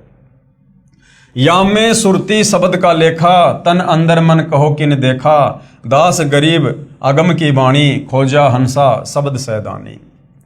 उपरोक्त अमृतवाणी का भावार्थ है कि आदरणीय गरीबदास साहिब जी ने भी यही कहा है कि यहाँ पहले केवल अंधकार था तथा पूर्ण परमात्मा कबीर साहिब जी सतलोक में तख्त सिंहासन पर विराजमान थे। हम वहाँ चाकर थे यानी नौकर थे। परमात्मा ने ज्योति निरंजन को उत्पन्न किया, फिर उसके तप के प्रतिफल में 21 ब्रह्मांड प्रदान किए। फिर माया यानी प्रकृति, जिसको दुर्गा भी कहते हैं, उसकी उत्पत्ति की। युवा दुर्गा के रूप पर मोहित होकर ज्योति निरंजन यानी ब्रह्म ने दुर्गा यानी प्रकृति से बलात्कार करने की चेष्टा की। ब्रह्म यानी काल को उसकी सजा मिली, उसे सतलोक से निकाल दिया तथा श्राप लगा कि 1 लाख मानव शरीरधारी प्राणियों का प्रतिदिन आहार करेगा, 1.25 लाख उत्पन्न करेगा।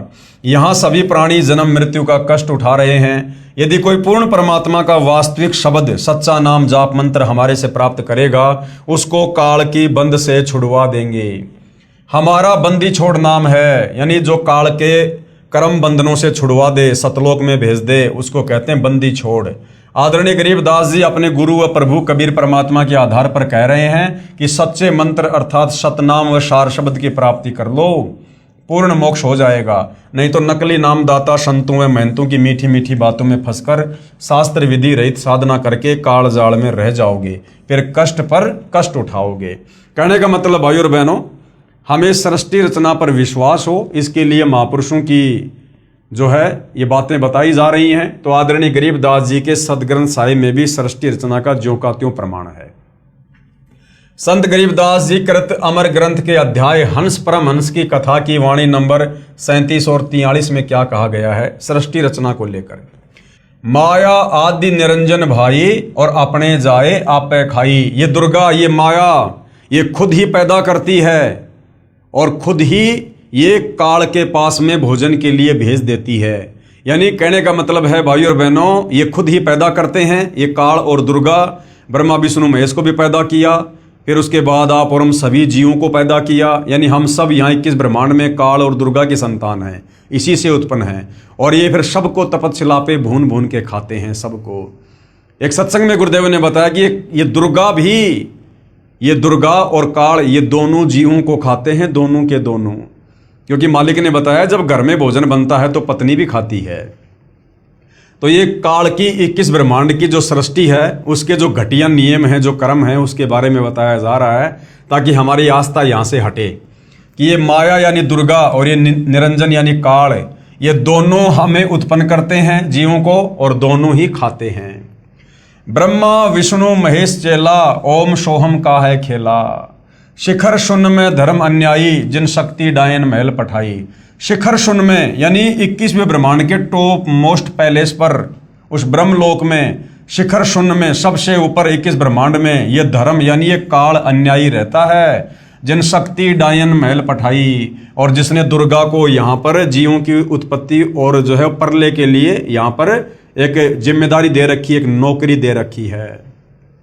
लाख गरास से नित उठ दूती, और ये दुर्गा क्या करती है, ये प्रतिदिन 1 लाख को मारती है अपने पति के भोजन के लिए। माया आदि तकत की कुत्ती, 1.25 लाख गढ़िए नित भांडे, और 1.25 लाख की रोजाना उत्पत्ति करती है।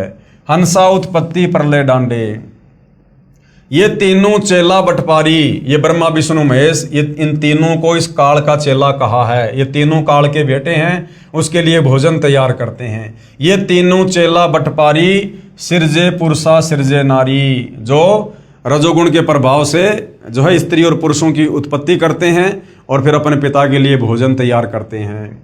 खोकापुर में जीव भुलाए, शौपन बहिस्त बैकुंठ बनाए। आप और हम सबको यहाँ पर धोखा देकर जन्म और मरण के चक्कर में डाल रखा है, कभी स्वर्ग में, कभी नरक में, कभी लक 84 में। यो अरहट का कुआ लोई, या गढ़बंध्या है सब कोई। 21 ब्रह्मांड काल का ये अरहट का कुआ है, जन्म लेना मरना, जन्म लेना मरना, लक 84 में, स्वर्ग में, नरक में। कीड़ी यानी चीटी, कुंजर यानी हाथी, और अवतारा यानी ब्रह्मा विष्णु महेश, जो ये अवतार रूप में आते हैं। अरहट डोर बंधे कई बारा, ये काल किसी को नहीं छोड़ता है। इस अरहट की डोरी से जन्म और मरण के चक्कर में कीड़ी से लेकर हाथी और ये अवतार ब्रह्मा विष्णु महेश भी बंधे हुए हैं। अरब अलील इंदर हुए हैं भाई, अरब अलील इंदर, अरहट डोरी बंधे सब आई। शेष महेश अरु गणेश ताई, अरहट डोरी बंद सब आई। शेष यानी शेषनाग, महेश यानी ये शंकर जी, और ये गणेश आदि जितने भी देवी देवता हैं, ये सब इस काल की जन्म मृत्यु रूपी अरहट की डोरी से बंधे हुए हैं। सबका जन्म और मरण है। शुक्रादिक यानी सुखदेव जैसे ऋषि भी, ध्रुव भी, और प्रहलाद भी, और ब्रह्मादिक यानी ये ब्रह्मादि अर्थात ब्रह्मादिक का मतलब है ब्रह्मा विष्णु महेश भी, ये भी अरहट की डोरी से बंधे हुए हैं, यानी जन्म और मरण में हैं। कोटिक करता फिरता देखा, अरहट डोरी कहूँ सुन लेखा। चतुर्भुजी भगवान कहाँ, ब्रह्मा विष्णु महेश की 4 भुजाएं हैं, तो कहते हैं चतुर्भुजी भगवान कहाँ हैं, अरहट डोर बंधे सभा में। ये सब जन्म और मरण की डोरी से बंधे हुए हैं। यो है खोकापुर का कुआ, ये जो पृथ्वी लोक है, ये इस 21 ब्रह्मांड में कुआ है, कुआ, और या में पड़या सो निश्चय मुआ। 21 ब्रह्मांड भी सतलोक की तुलना में कुआ है, और जो यहाँ पर आ गया वो अवश्य जन्म और मरण में रहेगा। आगे क्या बताया गुरुदेव भगवान ने, ज्योति निरंजन यानी काल बलि के वश होकर ये तीनों देवता रजगुण ब्रह्मा, सतगुण विष्णु, तमगुण शिव अपनी महिमा दिखाकर जीवों को स्वर्ग नरक तथा भवसागर में लक 84 योनियों में भटकाते रहते हैं। ज्योति निरंजन यानी काल अपनी माया से नागिनी की तरह जीवों को पैदा करते हैं और फिर मार देते हैं। जिस प्रकार नागिनी अपनी दुम से अंडों के चारों ओर कुंडली बनाती है, फिर उन अंडों पर अपना फन मारती है, जिससे अंडा फूट जाता है, उसमें से बच्चा निकल जाता है, उसको नागिनी खा जाती है। फन मारते समय कई अंडे फूट जाते हैं, क्योंकि नागिनी, ये भाई और बहनों, वो अरहट के कुएं का एक चित्र समझा रखा है। जिस प्रकार पहले इस प्रकार से कुएं से पानी निकाला करते थे, पहले ट्यूबवेल वगैरह मोटर वगैरह नहीं होती थी, इसी प्रकार से कुएं से जो है वो पानी निकाला जाता था। तो एक ये चैन है, ये चैन है, और इस चैन के साथ में बाल्टियां वेल्ड कर दी जाती थी और बैलों से इसको घुमाया जाता था। तो बाल्टी क्या होती थी, नीचे तो पानी से भर जाती थी और ऊपर आकर यहाँ पर ये खाली हो जाया करती थी। तो कहते हैं कि इस काल का 21 ब्रह्मांड इस अरहट की तरह से है। हम इस पृथ्वी लोक पर आते हैं, यहाँ पर मनुष्य जन्म प्राप्त करते हैं, जैसा भी धर्म कर्म करते हैं, भक्ति करते हैं, थोड़े बहुत हम पुण्य प्राप्त करते हैं, पाप प्राप्त करते हैं, यहाँ से अपने पाप और पुण्य का थैला भर के और ऊपर जाते हैं स्वर्ग में, महास्वर्ग में, वहाँ पर अपनी भक्ति को खर्च करके फिर वापस मनुष्य जन्म प्राप्त करके इस पृथ्वी लोक पर आ जाते हैं। कभी हम यहाँ पर लक 84 योनियों में चींटी बनते हैं, कभी हाथी बनते हैं, और कभी ब्रह्मा विष्णु महेश बनते हैं, कभी स्त्री और पुरुष बनते हैं। तो ये जन्म मरण का चक्कर, पाप पुण्य का खेल इसी प्रकार से काल के 21 ब्रह्मांड में चलता रहता है।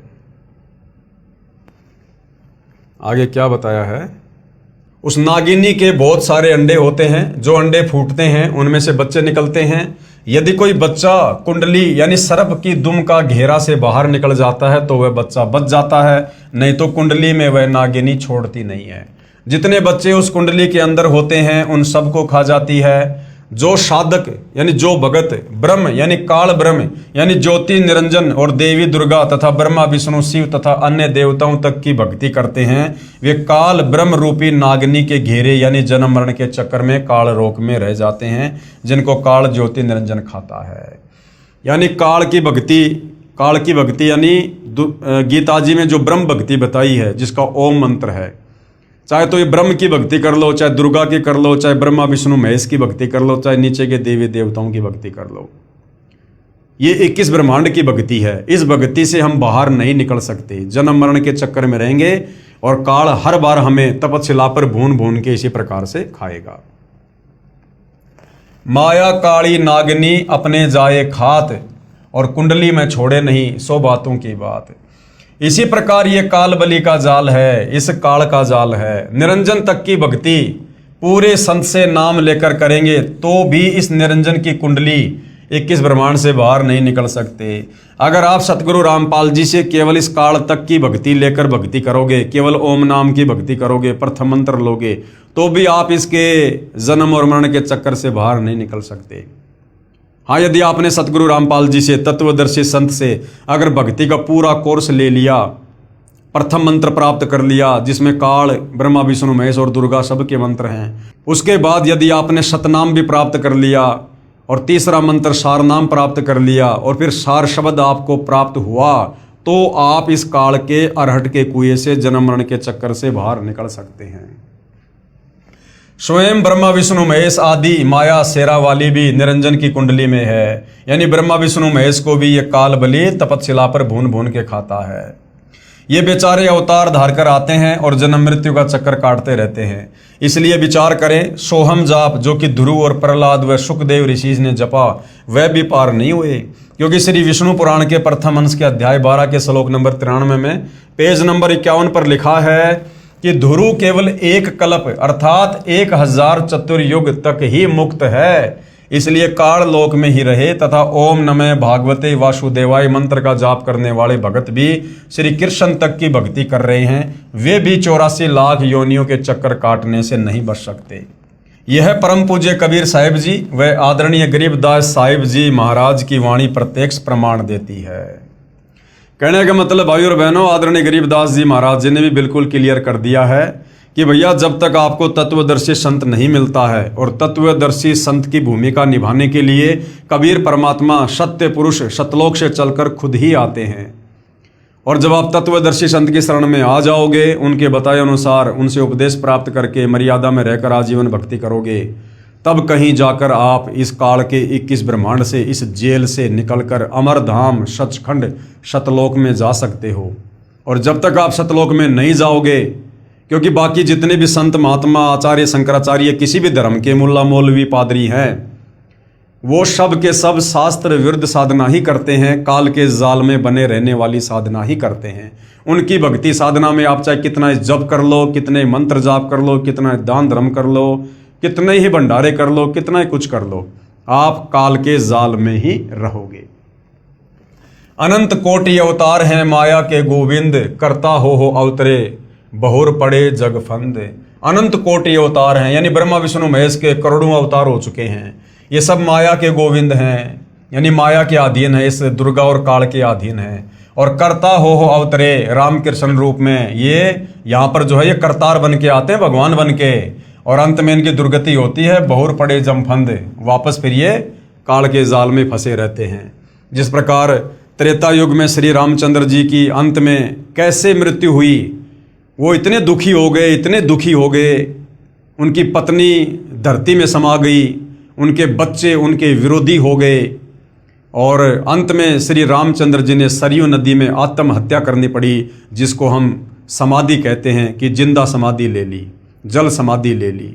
उन्होंने अंत में आत्महत्या करनी पड़ी दुखी होकर। तो ये काल बलि इस प्रकार से इन अवतारों की दुर्गति करता है। द्वापर युग में श्री कृष्ण जी आए, आजीवन लड़ाई झगड़ों में रहे, उनकी आंखों के सामने महाभारत हो गया, उनके रिश्तेदार मर गए, करोड़ों लोग मरे, 56 करोड़ यादव दुर्वासा के श्राप के कारण मर गए, और उसी श्राप के चलते अंत में श्री कृष्ण जी का भी अंत हुआ। बालिया नाम की शिकारी ने उनके पैर में जहरीला तीर मारा, तड़प तड़प कर उनकी मृत्यु हुई। तो ये काल अपने पुत्रों को और अवतारों को भी नहीं बख्शता है। सत्य पुरुष कबीर साहिब जी की भक्ति से ही जीव मुक्त हो सकता है। यानी ये जीव काल के 21 ब्रह्मांड से कैसे मुक्त होगा? सत्य पुरुष कबीर साहिब जी की भक्ति से। सत्य पुरुष कबीर साहिब जी की भक्ति से। और सत्य पुरुष कबीर साहिब जी की भक्ति कौन बताता है? तत्वदर्शी संत। और वर्तमान में वह तत्वदर्शी संत कौन है? सतगुरु रामपाल जी। तो सतगुरु रामपाल जी से उपदेश लेकर भक्ति करने से ही काल से जीव की मुक्ति हो सकती है। 21 ब्रह्मांड से जीव बाहर निकल सकता है। दूसरा कोई विकल्प, कोई तरीका नहीं है। जब तक जीव सतलोक में वापस नहीं चला जाएगा, तब तक काल लोक में इसी तरह कर्म करेगा और की हुई नाम व दान धर्म की कमाई स्वर्ग रूपी होटलों में समाप्त करके वापस कर्म आधार से 84 लाख प्रकार के प्राणियों के शरीर में कष्ट उठाने वाले काल लोक में चक्कर काटता रहेगा। माया यानी दुर्गा से उत्पन्न होकर करोड़ों गोविंद यानी ब्रह्मा विष्णु शिव मर चुके हैं। भगवान का अवतार बनकर आए थे, फिर कर्म बंधन में बंध कर कर्मों को भोग कर 84 लाख योनियों में चले गए। जैसे भगवान विष्णु जी को नारद का श्राप लगा, वे श्री रामचंद्र रूप में अयोध्या में आए, फिर श्री राम रूप में बाली का वध किया था। उस कर्म का दंड भोगने के लिए श्री कृष्ण जी का जन्म हुआ। फिर बाली वाली आत्मा शिकारी बना तथा अपना प्रतिशोध लिया। श्री कृष्ण जी के पैर में जहर लगा हुआ यानी विषाक्त तीर मारकर वध किया। महाराज गरीबदास जी अपनी वाणी में कहते हैं, ब्रह्मा विष्णु महेश्वर माया और धर्मराय कहिए, इन पांचों मिल परपंच बनाया वाणी हमरी लइए। इन पांचों मिल जीव अटकाए, जुगन जुगन हम आन छुटाए, बंदी छोड़ हमारा नामम अजर अमर है अस्त्र ठामम। पीर पैगंबर कुतुब ओलिया, सुर नर मुनि जन ज्ञानी, और येता को तो रा ना पाया, जम के बंधे प्राणी।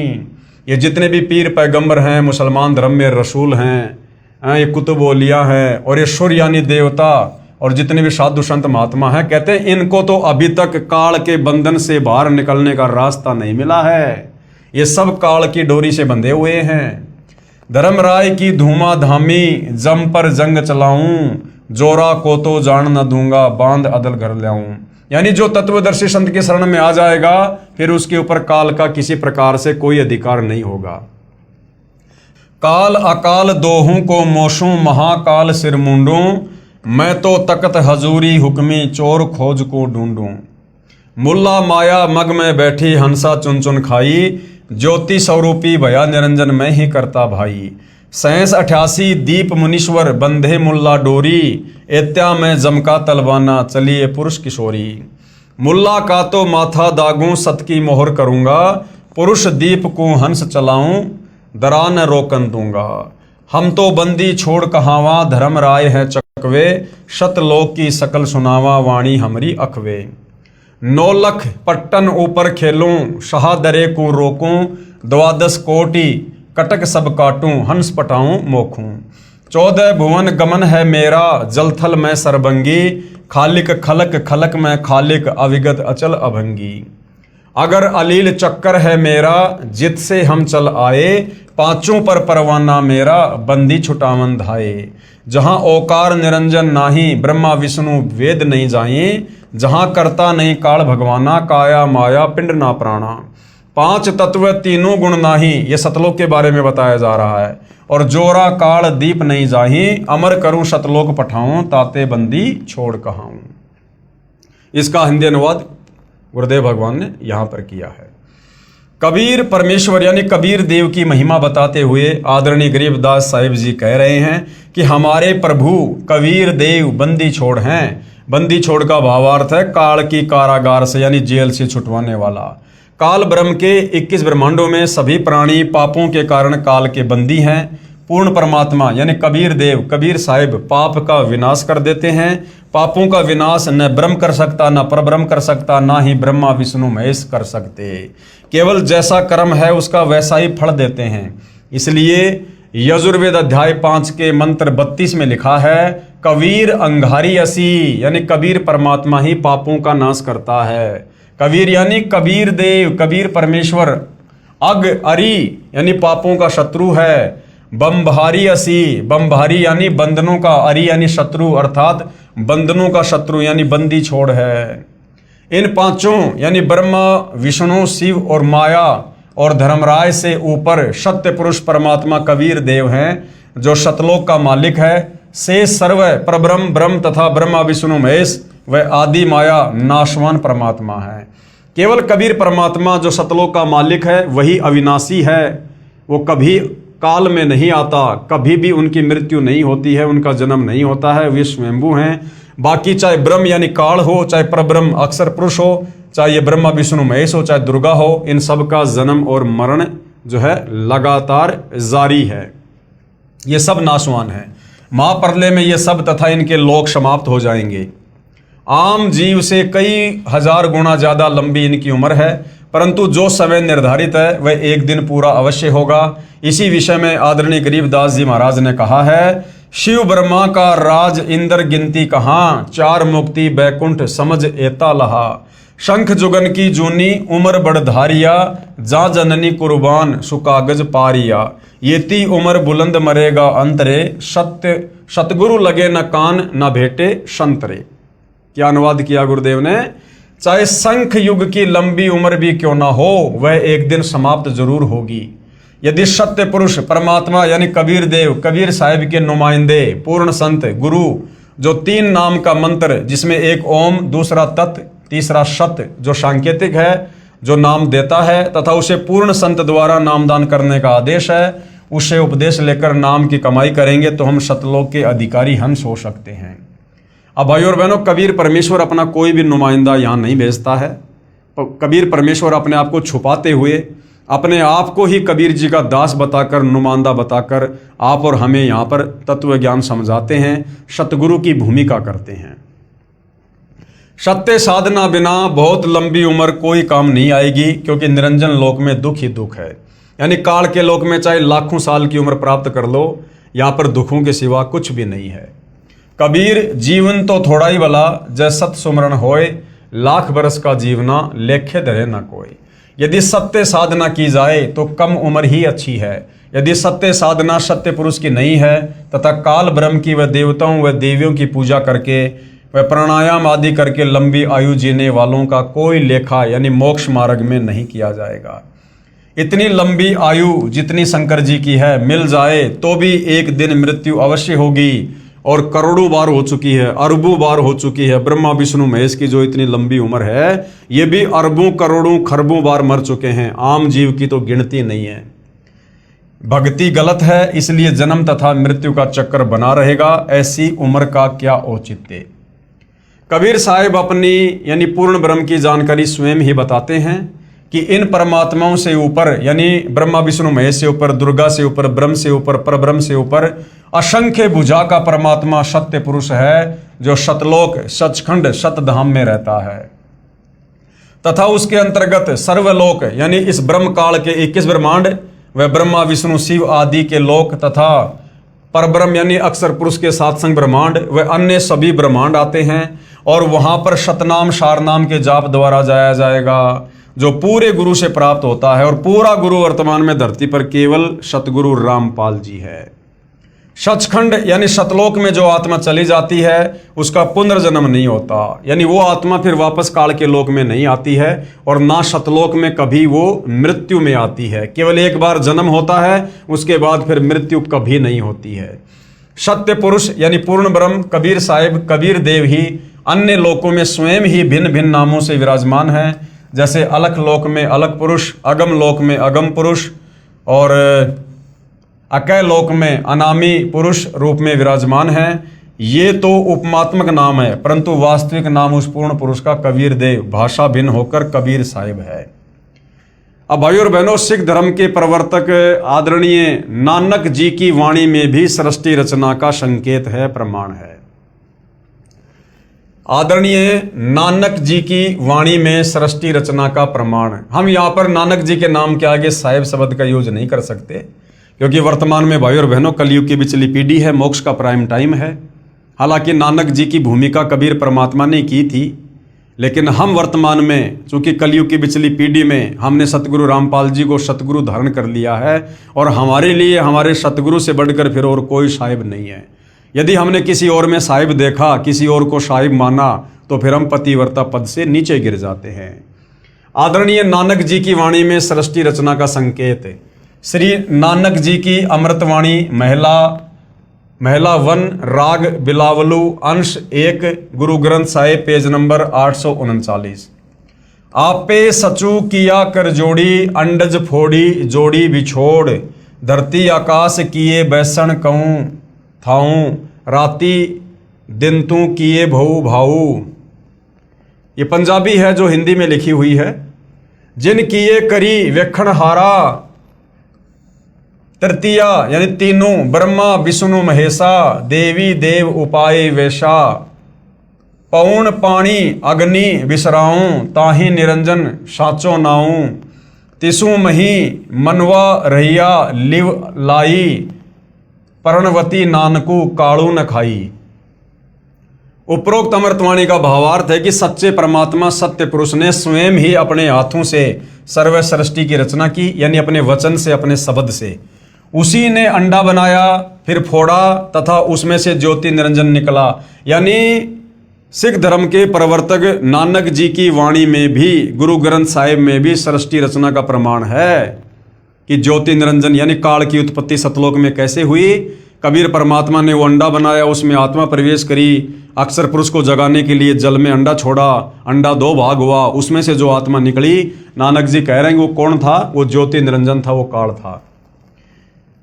उसी पूर्ण परमात्मा ने सर्व प्राणियों के रहने के लिए धरती, आकाश, पवन, पानी आदि 5 तत्व रचे। अपने द्वारा रची सृष्टि का स्वयं ही साक्षी है, दूसरा कोई सही जानकारी नहीं दे सकता। यानी कबीर परमात्मा अपने द्वारा रची गई सृष्टि का खुद ही साक्षी है, क्योंकि सर्वप्रथम परमात्मा अकेले ही थे और वे स्वयं ही यहाँ इस पृथ्वी लोक पर आकर सृष्टि रचना की यथार्थ जानकारी देते हैं। तो तत्वदर्शी संत के रूप में खुद कबीर परमात्मा ही धरती पर आते हैं। फिर अंडे के फूटने से निकले निरंजन के बाद तीनों श्री ब्रह्मा जी, श्री विष्णु जी तथा श्री शिव जी की उत्पत्ति हुई, तथा अन्य देवी देवता उत्पन्न हुए, तथा अनगणित जीवों की उत्पत्ति हुई।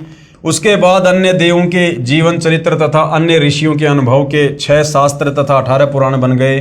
पूर्ण परमात्मा के सच्चे नाम यानी सतनाम की साधना अनन्य मन से करने से तथा गुरु मर्यादा में रहने वाले को श्री नानक जी कह रहे हैं कि काल नहीं खाता, यानी उसका मोक्ष हो जाता है।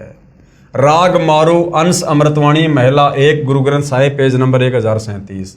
सुनहु ब्रह्मा विष्णु महेशु उपाये, सुने वर्ते जुग सपाए, ईसु पद विचारे सो जनपुरा, तिस मिलिए भरमु चुकाईदा, शाम वेदु ऋगु जुजरु अर्थर बणु, ब्रह्म में मुख माया है त्रैगुण, ताकि कीमत कहीं न सके, को त्यों बोले ज्यों बुलाईदा।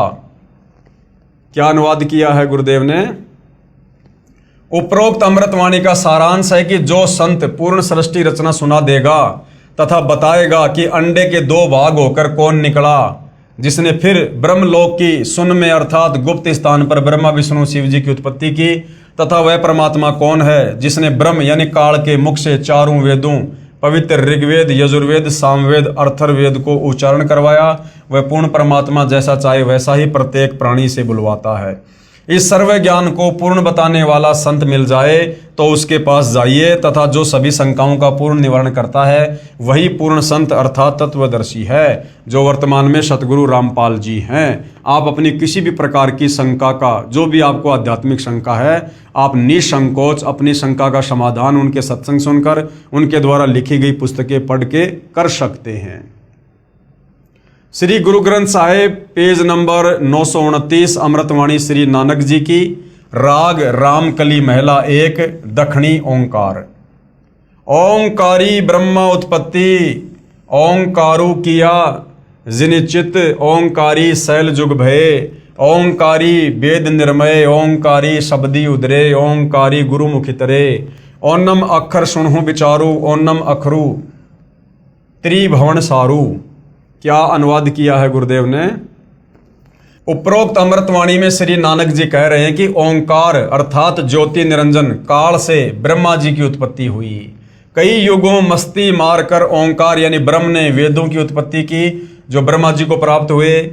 3 लोक की भक्ति का केवल एक ओम मंत्र ही वास्तव में जाप करने का है। इस ओम शब्द को पूरे संत से उपदेश लेकर अर्थात गुरु धारण करके जाप करने से उद्धार होता है। विशेष श्री नानक जी ने तीनों मंत्रों ओम प्लस तत् सत का स्थान स्थान पर रहस्यात्मक विवरण दिया है। उसको केवल पूर्ण संत तत्वदर्शी संत ही समझ सकता है। यानी सतगुरु रामपाल जी ने ही गुरु ग्रंथ साहिब को देख कर पढ़कर और सिख भाइयों को समझाया है, अन्य भगत समाज को समझाया है कि आदरणीय नानक जी के द्वारा जो वाणियाँ बोली गई हैं, जो आगे चलकर गुरु ग्रंथ साहिब के रूप में लिपिबद्ध की गई हैं, उनमें सृष्टि रचना का ज्यों का त्यों प्रमाण है। उसको केवल पूर्ण संत तत्वदर्शी संत ही समझ सकता है, तथा तीनों मंत्रों के जाप को उपदेशी को समझाया जाता है। Guru Granth Sahib page number 1038। उत्तम सतगुरु पुरुष निराले शब्दी रते, हरि रस मतवाले, रिद्धि बुद्धि सिद्धि ज्ञान गुरु ते पाइये, पूरे भाग मिलाइदा, सतगुरु ते पाए बिचारा, सुन समाधि सचे घर बारा, नानक निर्मल नादू शब्द धुनि, सचू रामे नामी समाइदा। क्या अनुवाद किया गुरुदेव ने? उपरोक्त अमृतवाणी का भावार्थ है कि वास्तविक ज्ञान देने वाले सतगुरु तो निराले ही हैं। वे केवल नाम जाप को जपते हैं, अन्य हठयोग साधना नहीं बताते। यदि आपको धन दौलत पद बुद्धि या भक्ति शक्ति भी चाहिए तो वह भक्ति मार्ग का ज्ञान पूर्ण संत ही पूरा प्रदान करेगा। ऐसा पूर्ण संत बड़े भाग से ही मिलता है। वही पूर्ण संत विवरण बताएगा कि ऊपर शून्य यानी आकाश में अपना वास्तविक घर सतलोक परमेश्वर ने रच रखा है।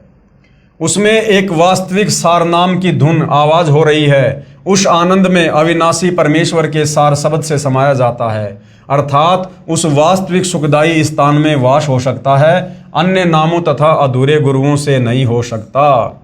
आंशिक अमृतवाणी महला पहला श्री गुरु ग्रंथ साहिब पेज नंबर 359 और 360। शिव नगरी में आसनी बैसों कल्प त्यागी वादम, सिंडी शब्द सदा धुनि सोहे, अहि निशि पूरे नादम, हरि कीर्ति रहे राशि हमारी, गुरु मुखपंथ अतीतम, सगली ज्योति हमारी समिया, नानक वर्ण अनेकम, कह नानक सुन भरतरी जोगी, पार ब्रह्म लिव एकम। उपरोक्त अमृतवाणी का भावार्थ है कि श्री नानक जी कह रहे हैं कि हे भरतरी योगी जी, आपकी साधना भगवान शिव तक है, उससे आपको शिव नगरी में स्थान मिला है, और शरीर में जो सिंगी शब्द आदि हो रहा है वह इन्हीं कमलों का है, तथा टेलीविजन की तरह प्रत्येक देव के लोक से शरीर में सुनाई दे रहा है। हम तो एक परमात्मा पार ब्रह्म अर्थात सर्व से पार जो पूर्ण परमात्मा है, अन्य किसी और एक परमात्मा में लो यानी अनन्य मन से लगन लगाते हैं। हम ऊपरी दिखावा भस्म लगाना हाथ में डंडा रखना नहीं करते। मैं तो सभी प्राणियों को एक पूर्ण परमात्मा सत्य पुरुष की संतान समझता हूँ। सब उसी शक्ति से चलायमान हैं। हमारी मुद्रा तो सच्चा नाम जाप गुरु से प्राप्त करके करना है, तथा क्षमा करना हमारा बाणा यानी वेशभूषा है। मैं तो पूर्ण परमात्मा का उपासक हूँ, तथा पूर्ण सतगुरु का भक्ति मार्ग इससे भिन्न है। अमृतवाणी राग आशा महला 1 श्री गुरु ग्रंथ साहिब पेज नंबर 420। आशा महला जिन नामू विसारिया दूजे भरमी बुलाई, मूलो छोड़ी डाली लगे, किया पावही छाई, साहिबू मेरा एक है अवरू नहीं भाई, कृपया ते सुख पाइया, साचे परथाई गुरु की सेवा सो करे जिसु आप ही कराए, नानक सिरु दे छूटिए दरगह पति पाए। उपरोक्त वाणी का भावार्थ है कि श्री नानक जी कह रहे हैं कि जो पूर्ण परमात्मा का वास्तविक नाम भूलकर अन्य भगवान के नामों के जाप में भ्रम रहे हैं, वे तो ऐसा कर रहे हैं कि मूल यानी पूर्ण परमात्मा को छोड़कर डालियों तीनों गुण रूप रजगुण ब्रह्मा, सतगुण विष्णु, तमगुण शिव जी की सच्चाई यानी पूजा कर रहे हैं। उस साधना से कोई सुख नहीं हो सकता, अर्थात पौधा सूख जाएगा तो छाया में नहीं बैठ पाओगे। भावार्थ है कि शास्त्र विधि रहित साधना करने से व्यर्थ प्रयत्न है, कोई लाभ नहीं। इसी का प्रमाण पवित्र गीता अध्याय 16 श्लोक 23-24 में भी है। उस पूर्ण परमात्मा को प्राप्त करने के लिए मनमुखी यानी मनमानी साधना त्याग कर पूर्ण गुरुदेव को समर्पण करने से तथा सच्चे नाम के जाप से ही मोक्ष संभव है, नहीं तो मृत्यु के उपरांत नरक जाएगा। यानी जितने भी धर्मशास्त्र हैं, जितने भी महापुरुष हैं, सब केवल एक ही भाषा बोल रहे हैं कि भैया इस काल ज्योति निरंजन की भक्ति तक आप चाहे कितना ही जोर लगा लो, कितना ही कुछ कर लो, काल ब्रह्म से नीचे दुर्गा है, फिर ब्रह्मा विष्णु महेश है, फिर देवी देवता हैं, फिर नीचे ये धर्मगुरुओं ने पाखंड पूजा शुरू करी रखी है। आप चाहे 21 ब्रह्मांड के अंतर्गत, काल के अंतर्गत कितनी साधना कर लो, आपका मोक्ष नहीं हो सकता, आप जन्म मरण से छुटकारा प्राप्त नहीं कर सकते। उसके लिए भैया कबीर परमात्मा समय समय पर खुद ही धरती पर तत्वदर्शी संत बनकर आते हैं, सच्चे सतगुरु बनकर आते हैं। उनसे उपदेश लेकर आजीवन मर्यादा में रहकर भक्ति करने से ही आप सतलोक जा सकते हो। श्री गुरु ग्रंथ साहिब पेज नंबर 843 844 बिलावलू महिला। मैं मन चाहूँ घना साची बिगासी राम, मोही प्रेम प्रिय प्रभु अविनाशी राम। अविगतो हरि नाथु नाथ है, तिसे भावे सोथिए, कृपालु सदा दयालु, दाता जिया अंदर तू जिए, मैं आधारूं तेरा तू खसमू मेरा, मैं ताणू तकिया तेरो। साची सूचा सदा नानक गुरुस बदी झगरू निबेरो। उपरोक्त अमृतवाणी में श्री नानक साहिब जी कह रहे हैं कि अविनाशी पूर्ण परमात्मा नाथों का भी नाथ है, यानी भगवानों का भी भगवान है। कौन? कबीर भगवान, अर्थात देवताओं का भी देव है।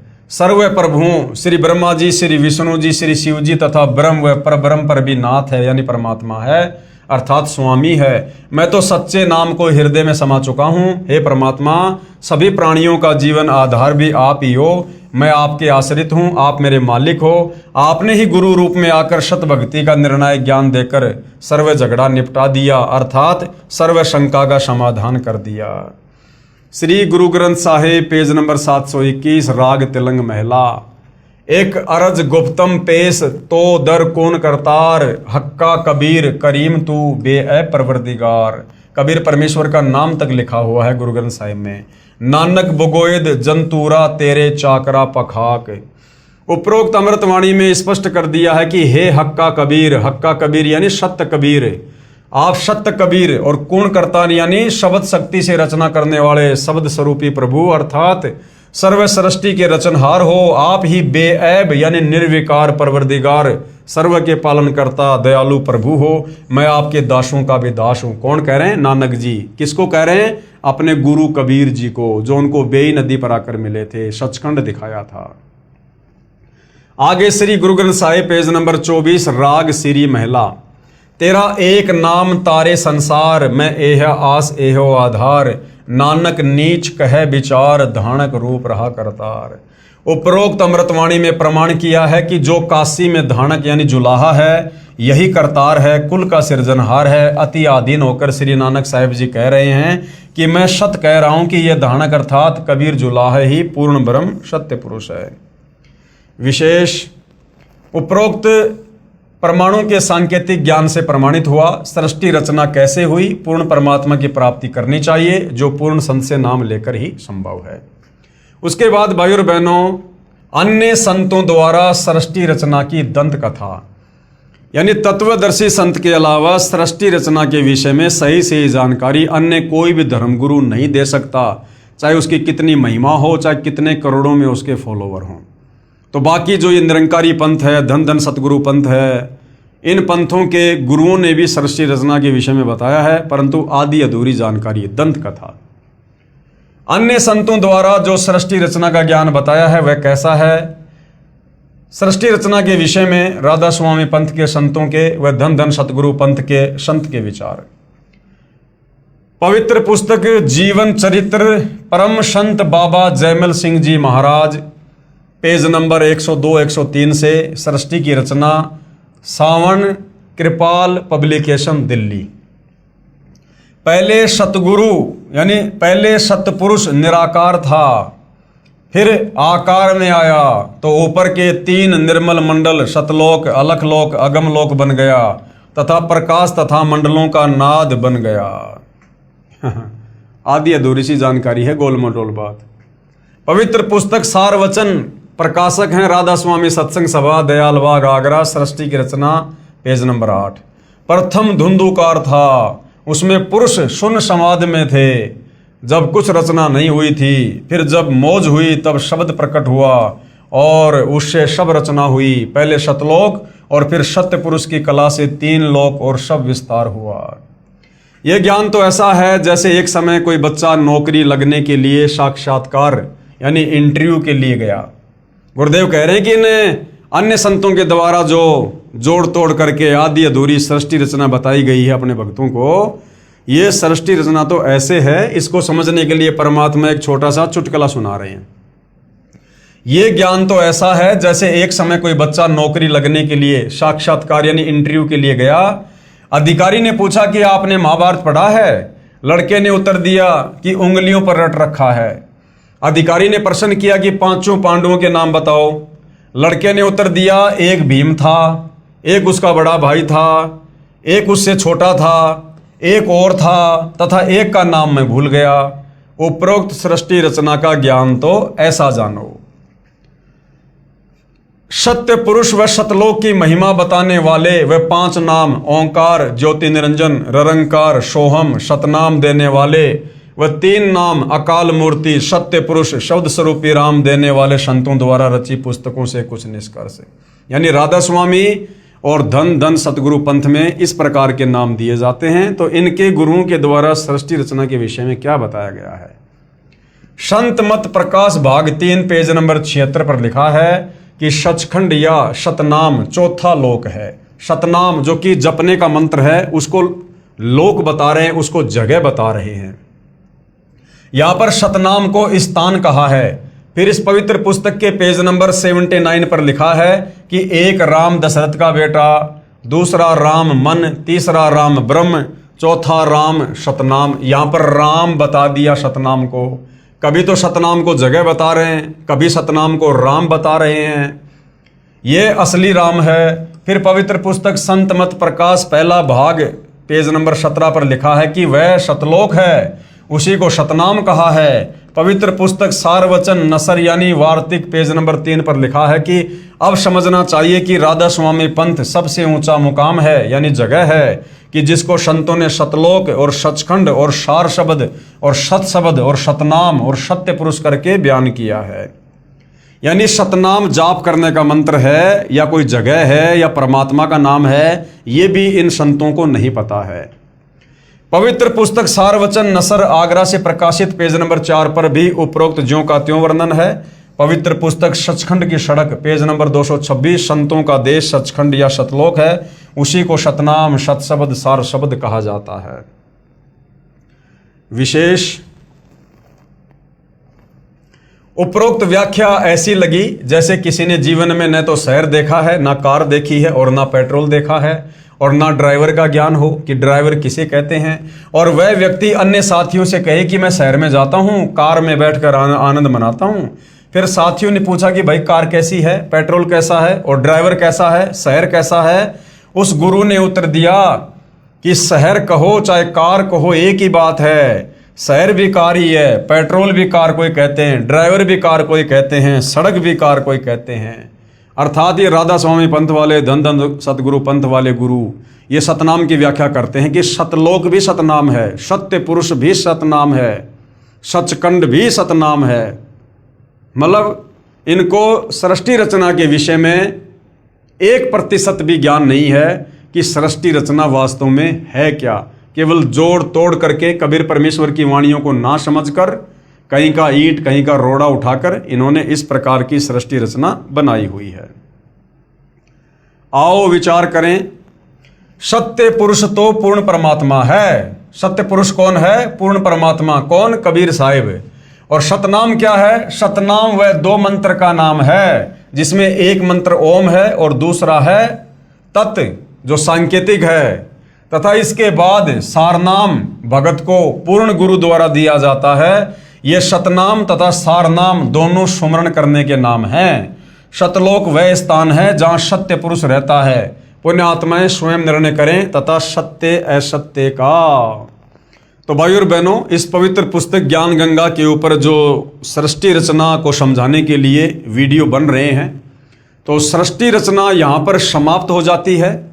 हमें पूज्य गुरुदेव भगवान परमेश्वर रामपाल जी ने इस पवित्र पुस्तक ज्ञान गंगा में सृष्टि रचना का कंप्लीट ज्ञान दे दिया है कि भैया कबीर परमात्मा कौन थे, ऊपर के चार लोक परमात्मा ने कैसे रचे, किस प्रकार से रचे, फिर परमेश्वर ने किस प्रकार से नीचे की सृष्टि की रचना की, और किस प्रकार से ये काल ब्रह्म, दुर्गा और ब्रह्मा विष्णु महेश के साथ मिलकर, और किस प्रकार से ये जीवों की उत्पत्ति कर रहे हैं। और हम जीवों की उत्पत्ति क्यों करते हैं? इस काल के भोजन के लिए करते हैं। हम यहाँ पर अपने कर्म का दंड भोग रहे हैं, जो गलती हमने सतलोक में की थी। और जब तक हम वापस सतलोक पहुंचाने वाली भक्ति नहीं करेंगे, और सतलोक पहुंचाने वाली भक्ति खुद सतलोक से चलकर कबीर परमात्मा तत्वदर्शी संत के रूप में खुद ही धरती पर प्रकट होकर समझाते हैं।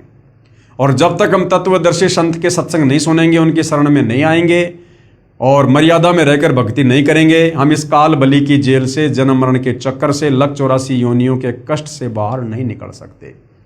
तो भाई और बहनों, आगे के ज्ञान को समझने के लिए, अध्यात्म को समझने के लिए, किसी भी धर्म के धर्म ग्रंथ को समझने के लिए, गीता, वेद, कुरान, पुराण, बाइबल को समझने के लिए हमने सृष्टि रचना का ज्ञान होना अति आवश्यक है, ताकि हम आगे के ज्ञान को बखूबी सरलता से समझ सकें।